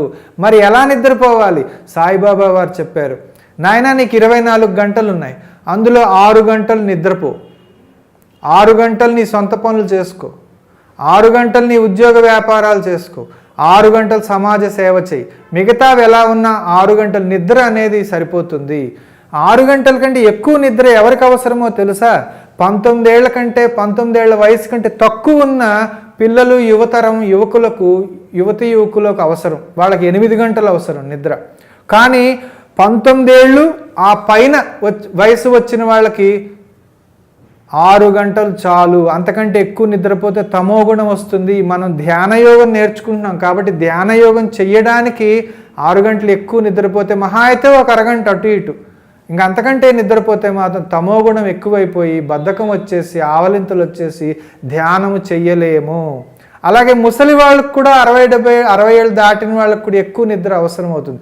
కానీ ఈ మధ్యలో వయసు వాళ్ళకి అవసరం లేదు, 6 గంటల నిద్ర చాలు. ఇది మనకు శాస్త్రాలు అన్నీ కూడా తెలియజేస్తున్నాయి, గురువులు అందరూ కూడా తెలియజేస్తున్నారు. ఇంకా చివరిగా 2 పాయింట్లు ఏమిటవి? ఆహారం చెప్పుకున్నాం, నిద్ర చెప్పుకున్నాం. ఇంకా 3వ పాయింట్ కర్మలు. కర్మలు అంటే మన పనులు. మనం ఎన్ని గంటలు పని చేయాలి అంటే, నువ్వు విపరీతంగా పనుల్లో నిమగ్నమై ఉండకూడదు. కనీసం సాయంత్రానికి ఇంటికి వచ్చి మన ముఖ్య ఉద్దేశం ధ్యానయోగం ఆచరిస్తున్నాం కాబట్టి మనం జపముకు, ధ్యానముకు, భగవత్ స్మరణకు, సద్గ్రంథాలు భగవద్గీత, భాగవతం, రామాయణం ఇలాంటివన్నీ చదవడానికి, సమాజ సేవకి ఒక 2-3 గంటలు ప్రతిరోజు మనకు అవసరము, దైవ సాధన అవసరము. అందుకని నువ్వు రోజంతా బయట పనులు చేస్తే ఈ ధ్యాన సాధన ఎలా చేస్తావు? కాబట్టి విపరీతమైన కర్మలు పెట్టుకోకు. యుక్త చేష్టస్య కర్మసు అని చెప్పాడు. కావాలంటే చూడండి 6వ అధ్యాయం. యుక్త అంటే మితంగా, యావరేజ్గా, ఎక్కువ కాదు తక్కువ కాదు. చేష్టస్య కర్మసు, కర్మసు అంటే పనులు. చేష్టస్య మరీ ఎక్కువ పనులు చేయకు, రోజంతా పనుల్లో నిమగ్నం అవ్వకు. కొంత చేసుకుని కనీసం సాయంత్రం వేళకి ఇంటికి వచ్చే, అప్పుడు నువ్వు ధ్యాన సాధనకి, జపముకు, పారాయణకి, సమాజ సేవకి నీకు టైం దొరుకుతుంది అని చెప్పాడు. అందుకు యుక్త చేష్టస్య కర్మసు. ఇంకా లాస్ట్ పాయింట్కి వచ్చాం. లాస్ట్ పాయింట్ ఏమిటి? విహారము. అంటే విహారం అంటే మామూలుగా చెప్పాలంటే రిలాక్సేషన్, ఎంటర్టైన్మెంట్, వినోదము అంటాం. 2 అర్థాలు ఉన్నాయి. విహారము అంటే అలాగ మన ఊరిలో లేకపోతే మన సిటీలో అలా 1 గంట 2 గంటలు సరదాగా షికారు అంటాం, అలా వెళ్ళి రావచ్చు. అంతేకాని రోజంతా బయట ఉండి రోజంతా లౌకిక ప్రపంచం విషయ వాంఛలో నిమగ్నమైతే నీకు మనసు దేవుడి మీదకు లగ్నం అవ్వదు, అసాధ్యం. కాబట్టి నువ్వు రోజంతా లౌకిక విషయ ప్రాపంచిక విషయ ఆసక్తుడివై ఉంటే నీకు ధ్యాన సాధన ఎలా కుదురుతుంది? ధ్యానం మీదకి ఆసక్తి ఎలా వస్తుంది? ఇంట్రెస్ట్ ఎలా వస్తుంది? కాబట్టి ఎక్కువగా బయట తిరక్కు. 1 గంట 2 గంటలు అలా కాస్త మనసు విహారం, రిలాక్సేషన్ కోసం వెళ్ళు. లేదా వినోదం అంటే టీవీ చూస్తావు 1 గంట 2 గంటలు. అంతేకాని ఇంకా అదే పనిగా రోజంతా కూడా అలా టీవీ చూస్తూ ఇంకేదో చూస్తూ గడిపితే మనం ఇప్పుడు ధ్యాన యోగం నేర్చుకుంటున్నాం కాబట్టి మనం దానికి సమయం వెచ్చించుకోవాలి. అందుకు యుక్తాహార విహారస్య అన్నాడు. అంటే ఆహారం కానీ విహారం కానీ మితంగా ఉండాలి, ఎక్కువ కాదు తక్కువ కాదు ఉండాలి. అది కూడా 1 గంట 2 గంటలు చేసుకుని ప్రధానంగా 2-3 గంటల పాటు మన దైవ సాధనకు కేటాయించుకోవాలి, ధ్యానానికి కేటాయించుకోవాలి. అప్పుడు తప్పనిసరిగా మనం ఆధ్యాత్మిక పురోభివృద్ధి సాధిస్తాము. ఇంతటితో మనం ధ్యాన యోగాన్ని సంపూర్ణంగా తెలియజేసుకున్నాం. మీ అందరూ కూడా చక్కగా ఈ ధ్యాన యోగం ఈ జన్మలో ఇప్పటి నుంచి, ఈ రోజు నుంచి మీరు మొదలెట్టి చక్కగా రోజు ఒక్కొక్క మెట్టు ఎక్కుతూ నెమ్మదిగా హాయిగా ప్రశాంతంగా మనకు ఈ జీవితంలో టెన్షన్లన్నీ లేకుండా చేసుకుంటూ ఈ జన్మలోనే మరణించేటప్పుడు కూడా పరమాత్మ శ్రీకృష్ణ పరమాత్మని స్మరించుకుంటూ ఈ జన్మలోనే తరించాలని ఆ భగవంతుణ్ణి పరిపూర్ణంగా ప్రార్థిస్తూ ఆశిస్తూ మళ్ళీ వచ్చే ఎపిసోడ్లో మనం కర్మయోగం గురించి తెలుసుకుందాం. ఈరోజు ధ్యాన యోగం ముగిసింది. ధ్యాన యోగం కూడా పరమాత్మను చేరుకోవడానికి ఒక మార్గం. క్రితం ఎపిసోడ్లో భక్తి యోగం తెలుసుకున్నాం. భక్తి యోగం కూడా పరమాత్మను చేరుకోవడానికి ఒక మార్గం. వచ్చే ఎపిసోడ్లో కర్మయోగం కూడా పరమాత్మను చేరుకునే మార్గం. ఆ కర్మయోగం గురించి మళ్ళీ వచ్చే ఎపిసోడ్లో తెలుసుకుందాం. అంతవరకు సెలవు. సర్వం శ్రీకృష్ణార్పణమస్తు. స్వస్తి.